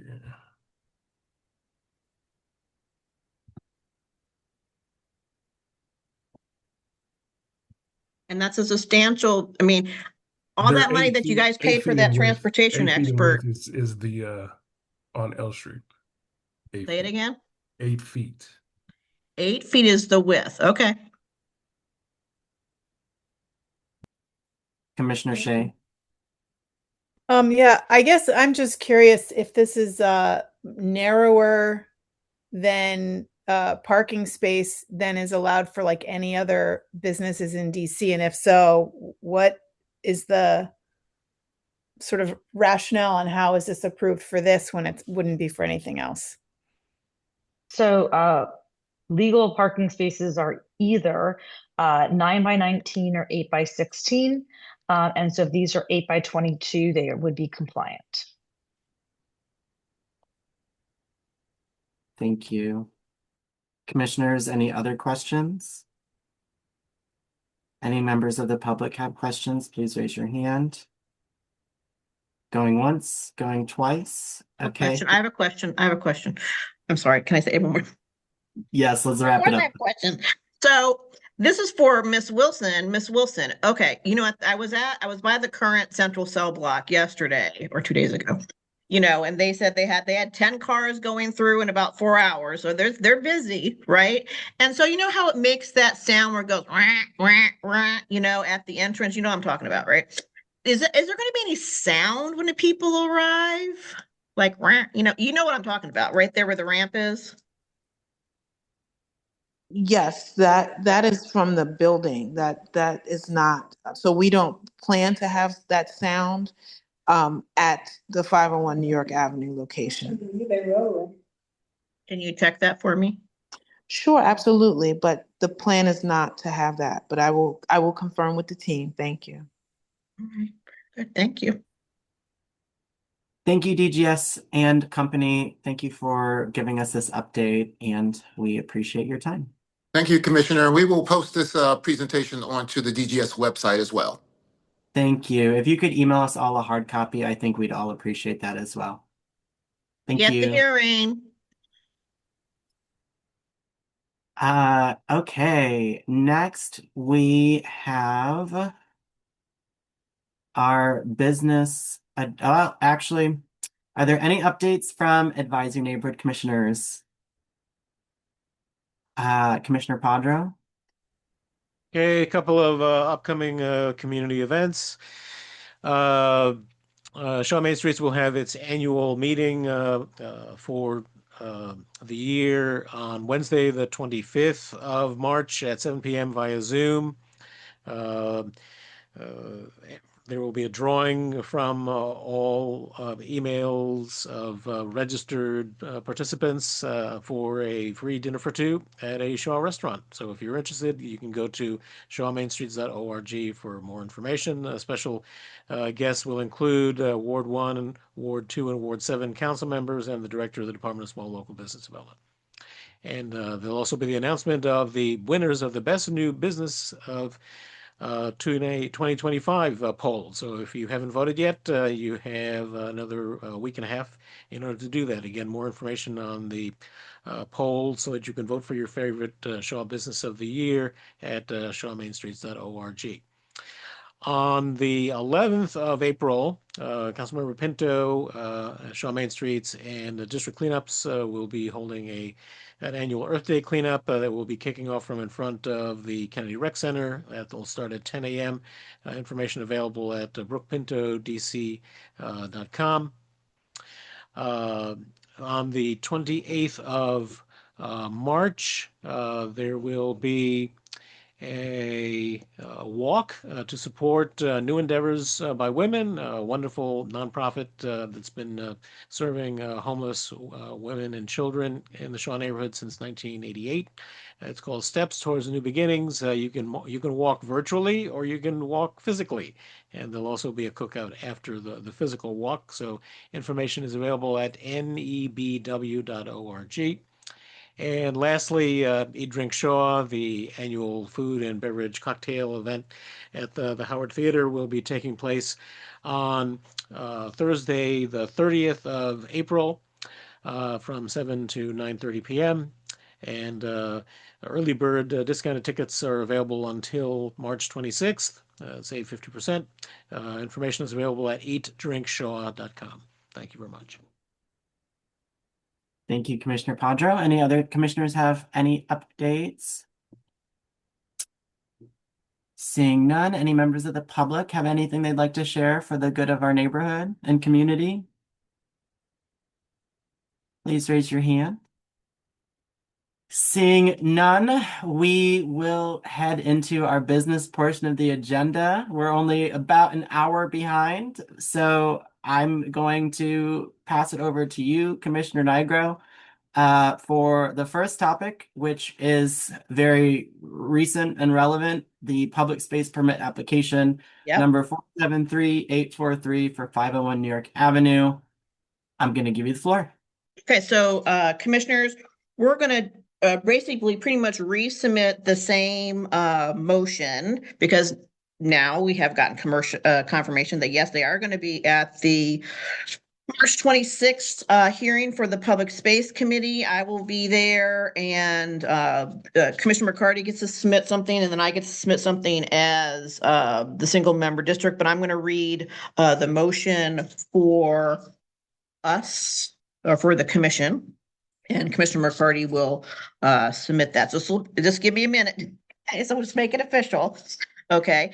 I move that ANC 2G not support the public space application for application number 473843 for 501 New York Avenue Northwest due to these objections. Objection due to the omission of required tree plan. The applicant failed to include the proposed trees for the former National Park Service parcel, or now we know it is still the National Park Service parcel, at 5th and L Street in the submitted plans. These trees were explicitly discussed at the prior meeting, and the applicant was instructed to add them. Their omission prevents reviewers and the public from evaluating the full public space impacts and contradicts prior representation made to the community. Objection due to sidewalk accessibility and ADA compliance. Sidewalks along New York Avenue, L Street, 5th Street, and 6th Street must maintain a minimum 4-foot accessible pedestrian route to comply with ADA requirements. The Public Space Commission has repeatedly required other New York Avenue developments to widen sidewalks where existing conditions fail to meet current standards. The applicant has not demonstrated a continuous 4-foot ADA compliant accessible pedestrian route specifically along the New York Avenue frontage. The submitted plans contain no measurements, engineering sheets, or documentation addressing the existing sidewalk pinch points created by the tree boxes. The proposed fence alignment confirms the applicant does not intend to widen the sidewalk, leaving the accessible route non-compliant. The Public Space Committee precedent on New York Avenue requires applicants to widen sidewalks or document ADA compliance, and this application does not meet that standard. The plans are incomplete and internally inconsistent, including omissions related to required street trees. Objection. due to the fence height and public right-of-way impacts. Even with HPRB approval, the perimeter fence should not exceed 42 inches in height. The Department of Corrections had repeatedly stated there are no safety concerns to justify a taller fence. A higher, more imposing fence would further contradict the public right-of-way and degrade pedestrian conditions. The PSC has historically been reluctant to approve security features that dominate or encroach upon public space. The proposed fence contradicts that precedent. Objection. Due to parking plan deficiency, the revised parking plan does not accommodate the number of vehicles required for the central cell block operations. Parking impacts are a core component of public space review and must be evaluated by the Public Space Committee before any application advances. Proceeding without this review undermines transparency, operational planning, and the integrity of the Public Space Committee process. Objection number 5. Due to improper advancement to hearing. The Public Space Committee rules state the application receiving 2 formal or more objections from reviewers must not advance to a hearing. Both ANC 2G and Single Member District 2G06 submitted formal objections. Despite this, the application was advanced contrary to PSC's own procedural safeguards. Additionally, PSC's public-facing website was altered to reflect a procedure not in favor of ANC 2G objections, raising further concerns about process integrity. End of motion. Do I have a second? Seconded. Motion has been made by Commissioner Nigro, seconded by Commissioner Padro. Is there any further discussion between commissioners? Seeing none, do any members of the public have any questions about the motion on the floor? Please raise your hand. Seeing none, all those in favor, please signify by saying aye and raising your right hand. Aye. Aye. Any opposed? That motion passes unanimously. Thank you, Commissioner Nigro. You. Next up, we have a slew of recommendations from our Public Space Committee. And I'm actually going to turn it over to Vice Chair Howard Garrett and our TAPS Committee Chair Maggie Snipes to give us a quick debrief on all of the items being requested that the Commission asked for DDOT support on. So Maggie, let me just pull you over here.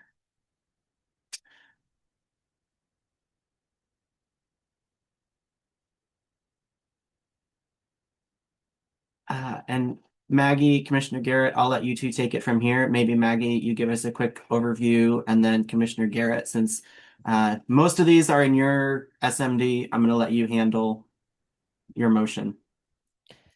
Yes, thank you all so much. And I promise I will not take up the full time allotted on the agenda that was so generous. So thank you. But now that I'm in month 2 as the committee chair for TAPS, we do have a little bit of a backlog. So there are quite a few more things that we're working on that are outlined in my full report that Commissioner Shea so kindly put in the chat, and all commissioners should have at least more background information. But I chose some hopefully low-hanging fruit to kind of clear up some of the easier issues that have been raised by members of the community. Fortunately, recruitment and engagement is ticking up, which is great. And so just really quickly, there are 4 that I'd like to run through just very briefly. If you have any questions, please let me know, but more of the reasoning is again included in the report.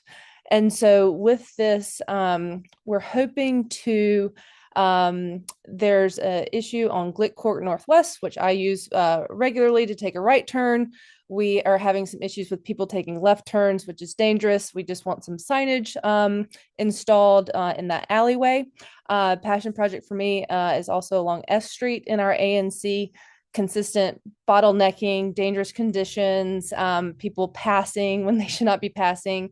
It also crosses a school zone with a crossing guard. It's just a very dangerous stretch of S Street. I've talked to Christoph and DDOT about this, and there is a possibility that we could get those lines clearly striped, because R&T, I took my measuring stick or, measuring tape.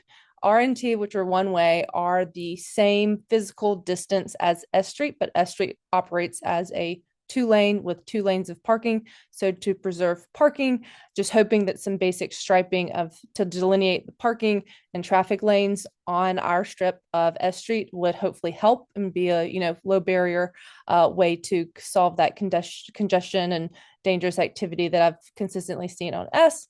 Also closer to the convention center, there seem to be consistently damaged flex posts around the bike lanes on Allen Lou Northwest. So we're asking DDOT to take additional action to maybe install some concrete barriers or just find another solution to protect that bike lane.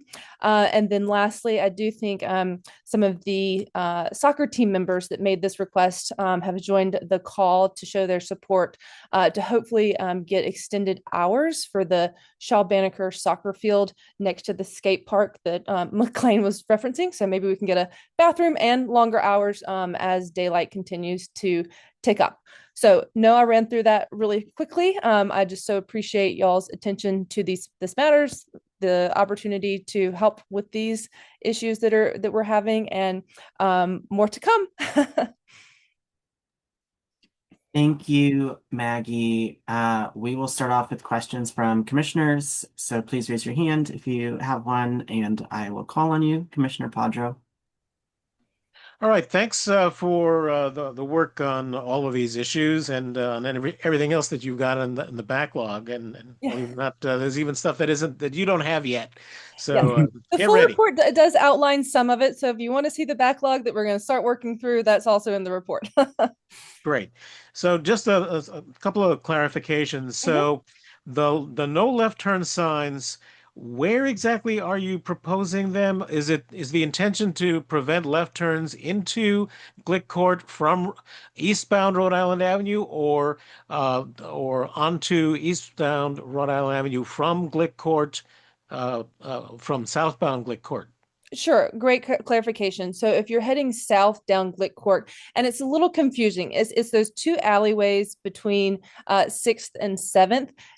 One is not clearly named, but both, like the one on the, let's see, east side, you really can't take a left turn, but the one on the western alley, people are seemingly taking left turns to get onto Rhode Island. Again, cardinal directions, not my forte, but just simple signage just to prevent left turns from entering Rhode Island from those alleyways. Got it. Thanks. That clarifies that. I guess, do you have an illustration for the striping that you're trying to get for S Street? Because I know it's a very narrow street. It's crazy. It probably should be a one-way street. Maybe that should be a recommendation.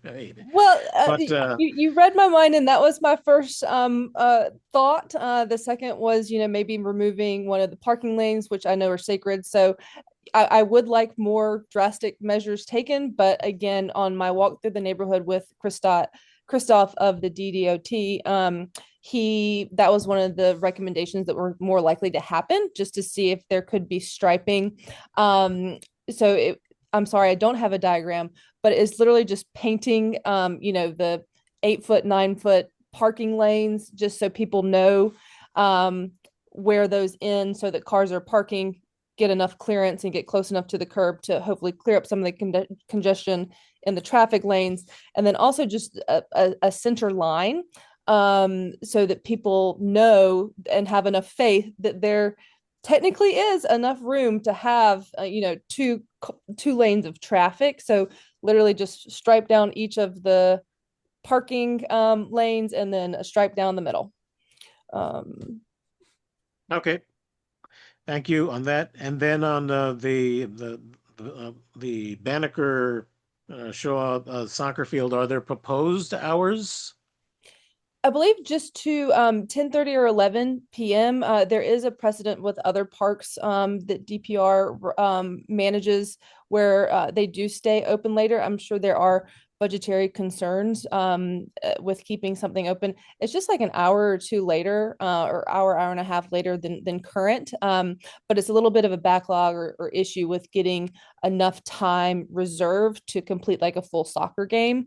And so they just were hoping to get some longer hours that would be in line with other parks around the city. Okay, thank you. Yep, thank you. Any other questions from commissioners? Okay, I do know we have some. Just Do you wanted have a to, no question, just wanted to support this with Maggie. We walk many of these areas, so just wanted to voice my support on the record. Thank you, Commissioner. We do have this might be a soccer player, but we'll Nicholas, I'm assuming. Yeah. Hi, Nick. Unmute. Yeah, hello, can you hear me? Yes. Hey, yeah. Yeah, so I just want to clarify. So the field is currently open till 10 p.m. right now. And we're just hoping for that to be open like 30 minutes later. Just because it makes more sense if people are coming from throughout the city, it's a lot nicer to have full 90 minutes. Yeah. Yeah. Thank you, Thank you, Nick. Nicholas. I don't have anyone else on the public side who has their hand raised. So, Commissioner Garrett, I don't know if you want to package these in one motion based on the report or go one by one. Leave it up to you. But the floor is yours. Yes, I would like to make a motion for 2G. We'll do a full pack. Sorry, Commissioner Shea. Yeah, I'm very sorry. I didn't get to my hand raising thing fast enough. I'm just curious with the soccer field if there's been any neighbor complaints about noise or anything. And my context for asking that is that I live in 2G03 and we have the Bundy soccer field. And we have a history of a lot of complaints and issues with noise that have been resolved over the last couple of years at least, but I'm just curious if there's like a history around that, if there's like anything like that,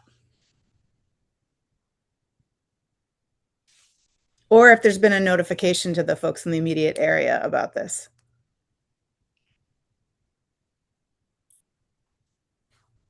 Neither to my knowledge. I don't know if that was directed towards me or not. I apologize.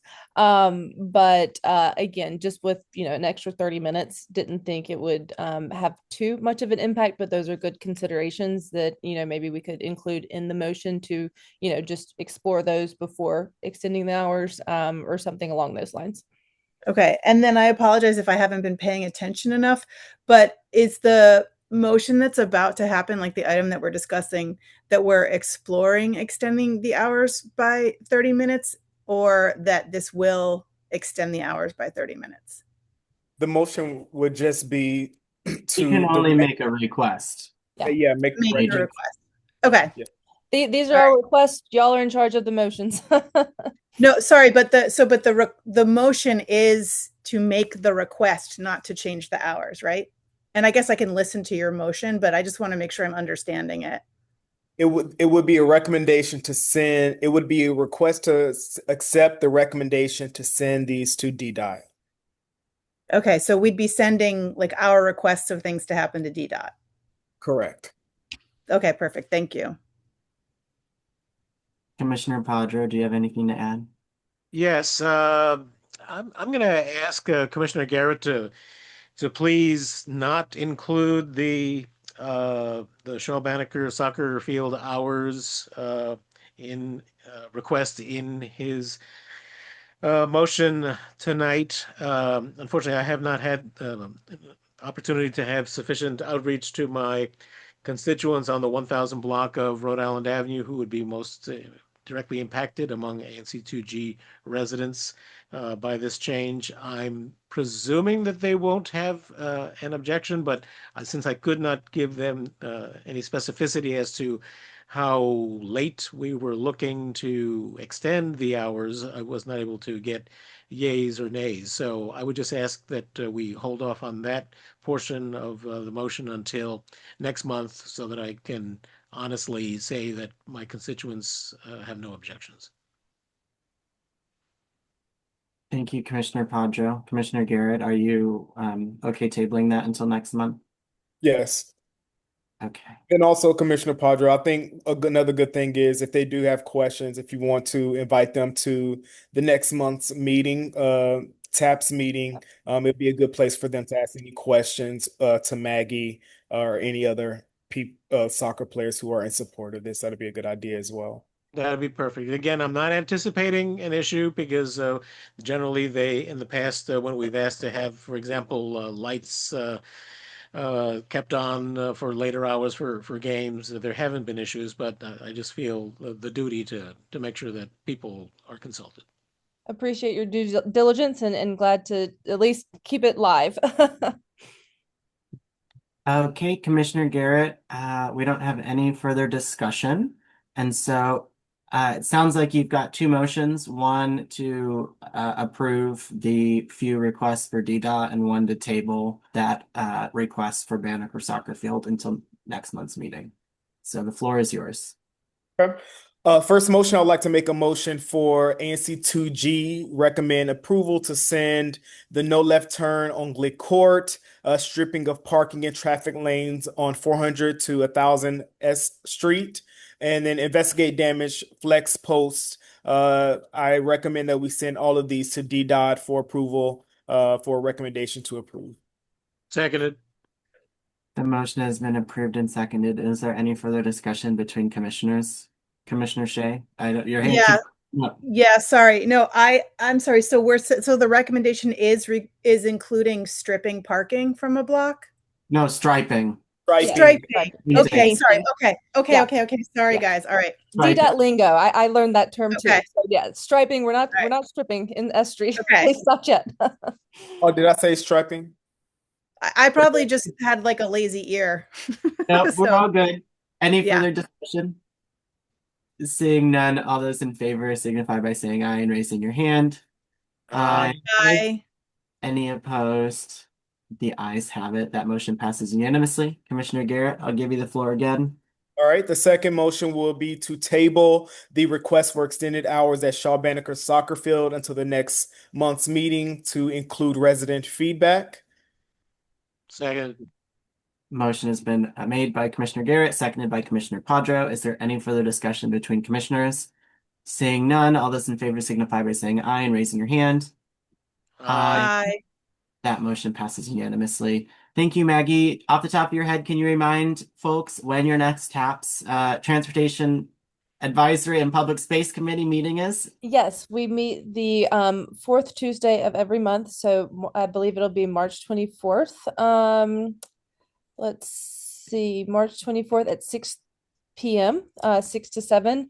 The agenda, like usual, will be posted 7 days in advance on the ANC website. Welcome any, feel free to email me any issues or concerns in your district, and I'll be happy to add it to the agenda. And of course, welcome any and all participation across our entire ANC. So we're representing the entire public. So I appreciate it. Thank you. And one last request is could you drop your email in the chat for everybody? And I'll change your role to attendee. But appreciate you being here and thanks for all your hard work supporting the commission. No, thank you. Okay, next on our agenda, let's see where we're at. We have some ABCA licenses. And so the first up is both of these are in Commissioner Padro's area 2G02. So I'm gonna give the floor to you, Commissioner Padro. I believe you have representation for both of these. So I'll go ahead and pull Matt Menora up and I'll allow you the floor. Great, thank you. So the first application relates to the Hyatt House, formerly the Cambria Suites at 899 O Street Northwest. This is a substantial change request. They're looking for additional hours. And unfortunately, there have been concerns that have been raised by residents of the Perla condominium directly across the street. There is an outdoor terrace on the rooftop, which is part of the Realm restaurant. at the Hyatt House restaurant opened up in October, but the previous operator had caused disturbances that were noted by neighbors in the form of noise that could be heard in the units, the residential units directly across the street. There were actually two buildings that are on the south side of the 800 block. I have not received any concerns from residents of Intersect at O, the building that's on the east end of the block, but multiple complaints from Perla residents. I've shared with commissioners email correspondence from a number of the residents of the Perla, and most recently, last night, there were noise complaints that were raised and were videotaped, which was also the videotapes were also provided to members of the commission. So the ABCL committee did vote to recommend that since there are outstanding noise issues that need to be addressed before we can really consider any additional hours, that the commission should protest this application on the grounds of adverse impacts on peace, order, and quiet.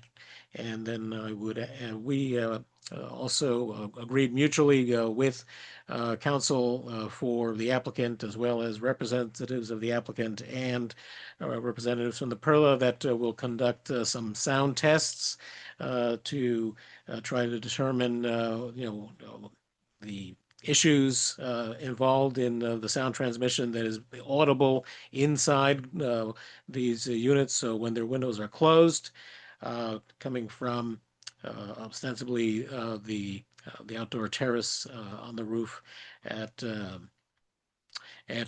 Hyatt House.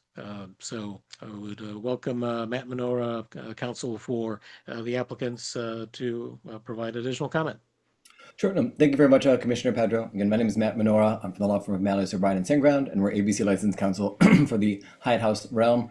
You did a great summary of everything. Just to confirm, yeah, we are looking for additional capacity just on the rooftop summer garden to go from 66 to 101, and an extension of the hours on Wednesday and Thursday from 11 p.m. to midnight, and Friday and Saturday from 11 p.m. to 1 a.m.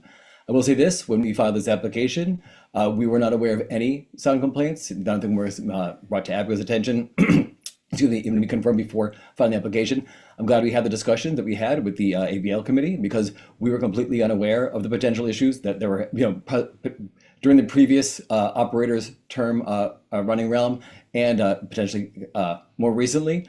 I think that, if I recall correctly, maybe they were giving the noise complaints to 311, and it wasn't reaching the people the hotel needed to reach. But we had a great conversation, and looking forward to working with them to see where the sound issues are coming from and how best to address them.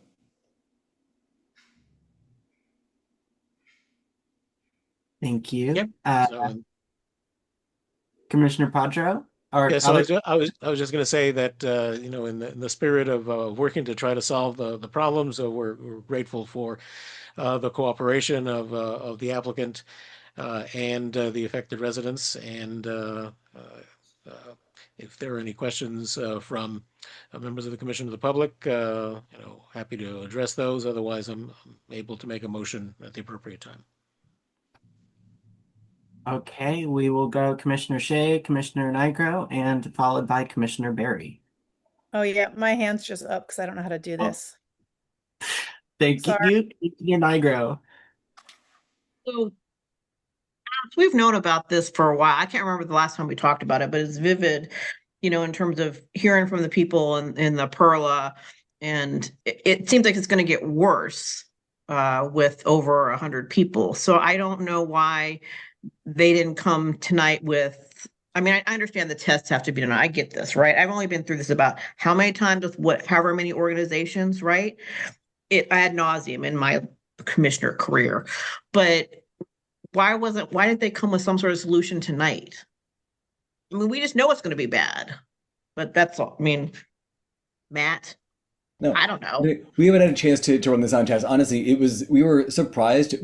Commissioner Padro informed us right before the meeting that there had been any noise complaints. We just were completely unaware. We contacted ABCA. They had no records of the complaints. There has nothing on the investigative history to indicate otherwise. So we were, thank goodness, Commissioner Padro made us aware right before the meeting. So we were just really there to listen to understand because the operators just, from their perspective, they weren't understanding what's going on. Maybe it's something with the doors being propped open. Maybe it's someone adjusting the sound that they're not aware of. So they're address that internally, but I think it is important that we do have the residents involved because it's a bit of a weird shape there. So it could be something where it's, it wouldn't be loud if you're closer to it, but somehow at the perla, it's hitting it, echoing out. Sound can travel weirdly. So I think it's important that we, and again, thanks to the residents of the perla for letting us, in the future, pop into their residence or nearby it so we can have a real listen of how it sounds in their unit, with the doors open, music up, music down, to really understand where the source of the noise is coming from. Because up until the ABL committee meeting, we were not even aware of it. Yeah, and also Rochelle, this is a new operator. Even post opening, the restaurant opened with a different team in October, so this team came in December.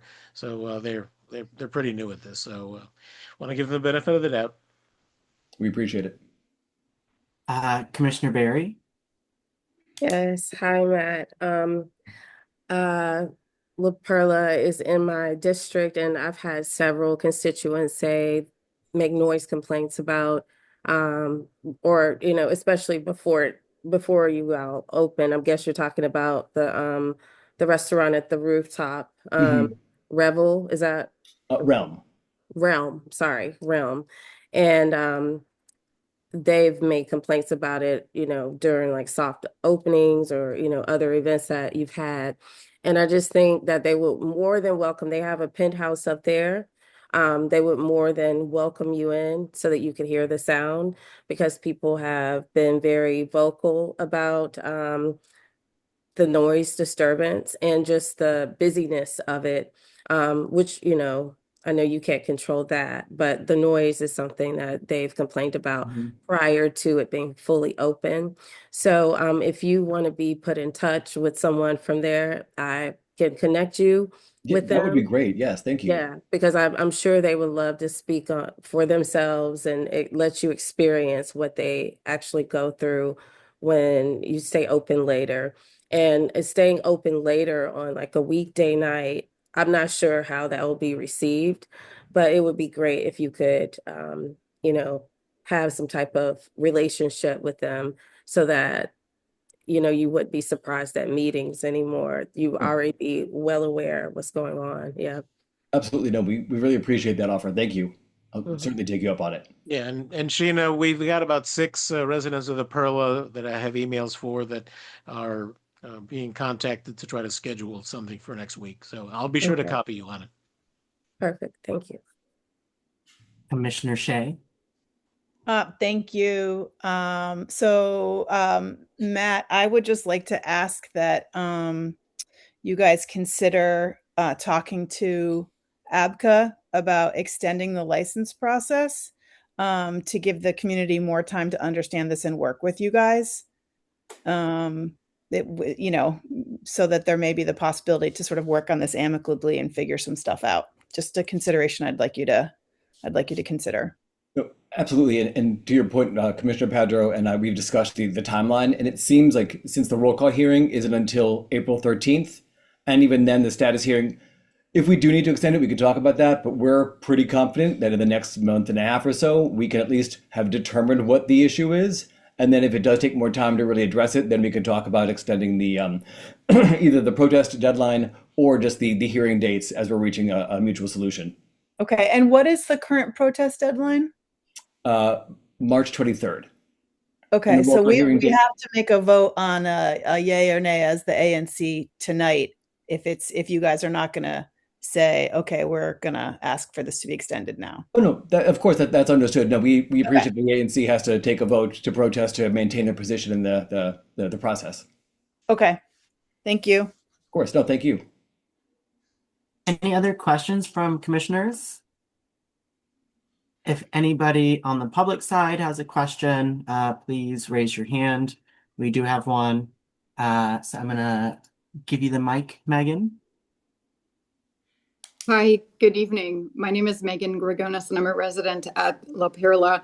Thank you very much for hearing our concerns, and thank you to the commissioners for your work on this and all of the other projects that have been discussed tonight.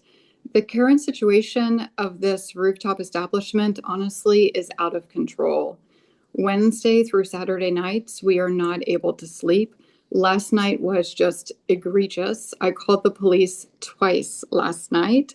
It is loud music, it is people, there is a loud fan, there is music coming from through the open doors. There are speakers set up outside on the terrace, and there is a DJ that is playing until 1 o'clock in the morning. So we are unable to sleep.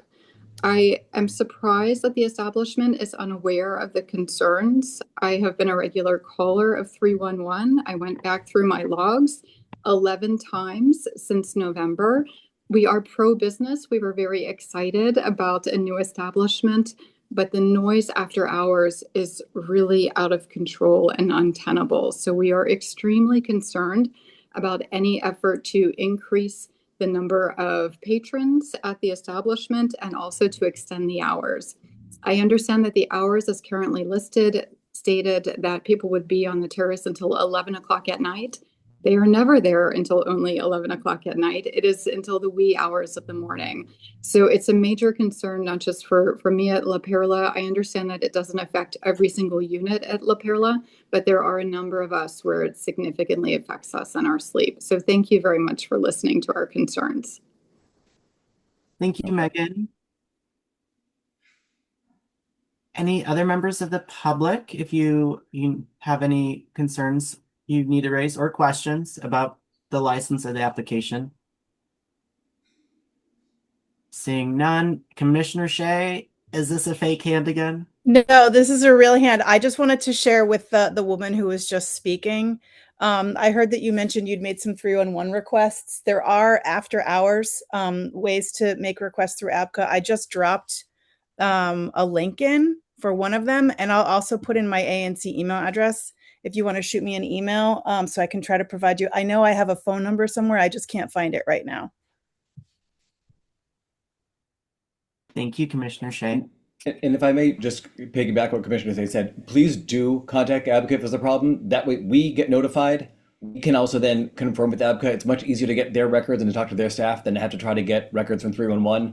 That takes a complicated FOIA request. It could be weeks for us to understand what the problem is. So please, not that I'm advocating to be calling Advocate on a client, but if you're going to have, if there's a noise complaint and you need someone to address it, Advocate is certainly the more effective way to go than 311. Commissioner Nigro, I think Matt, let me just say, how could they not be aware at this point? I have to be. I mean, this is just the most ridiculous conversation.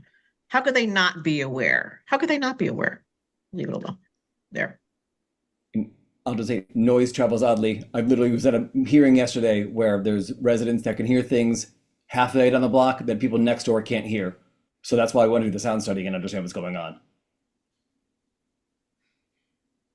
Thank you, Matt. Thank you, Commissioner Nigro. Commissioner Padra, are you ready to make your motion? I am. I move that Advisory Neighborhood Commission 2G protest the application for a substantial change to ABRA license 128557, 899 Beverages LLC, trading as Hyatt House, Washington, D.C. Convention Center Realm at 899 O Street Northwest on the grounds of adverse impacts on peace, order, and quiet. That we communicate that protest to the Alcoholic Beverage and Cannabis Administration and Board. Do I have a second? I second. The motion, seconded by Commissioner Nigro. Again, the motion on the floor is to protest this license in the interim while we work with the community members. So I know lots of folks are sharing concerns. And so with that said, any further discussion? Seeing none, all those in Matt, could you put your email in the Oh yeah, absolutely. Okay, thank you. Any further discussion? Seeing none, all those in favor supporting the protest signify by saying aye and raising your hand. Aye. Aye. That motion passes unanimously. Thank you, Matt. Thank you, And commissioners. I know for all of our sakes, we do want you to work through these issues because when we have happy constituents, we have happy commissioners. No, and likewise, we always want to be a good part of the community. Don't want to be disruptive. Thank you, Matt. Next up, Commissioner Padro is Joy Cafe. And I do see we've got someone. I'm going to move them over. And Commissioner Padro, I'll let you brief us. Absolutely. So this is a new application for a retailer's Class C restaurant license for Cafe Joy at 906 P Street Northwest. They opened in October. They've got freshly baked pastries, great coffee, and wonderful sandwiches.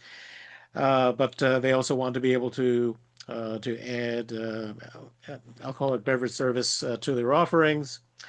And it's a very modest operation, a very small space. They only have room for 20, total occupancy load of 29, 20 seats inside, and a summer garden with it may be as many as 30 people, but I find it hard to believe that even standing you'd be able to get 30 people out there. Their original application had called for hours for the summer garden, which were in excess of our neighborhood standards. When the applicants were advised of this, they were very happy to adjust their hours to conform with our normal hours of operation for summer gardens in the neighborhood, which is Sunday through Thursday until 11 p.m. and Fridays and Saturdays until 11:59 p.m. So we have submitted a signed settlement agreement to that effect, and with other provisions, our standard provisions that help to ensure that ABC licensees are good neighbors to their residential neighbors. And we do have Sergey Nikolaev on the line, who can tell you a little bit more about Cafe Joy and their plans. Hi, Commissioner Potter and the rest. Thank you so much for having us, and we thank you for having us in the neighborhood as well. Like Commissioner Potter said, we opened on Halloween actually a few months ago, and we got, I believe, a lot of good responses from the public in the form of just in-person suggestions and thanks and all that, and also in the form of online reviews and over Yelp and Google reviews and such. At this point, we definitely would like to start the alcohol in there because we had some requests, and also we would like to begin several beverages which not too many I think restaurants or bars sell in DC, specifically espresso-based drinks and amarettos. We do have, we are a coffee shop with a fully functional, espresso machines. So we would make these drinks, fresh with freshly brewed espresso. But we would also probably try to bring, some canned and bottled beverages such as beer and wine to add to the menu.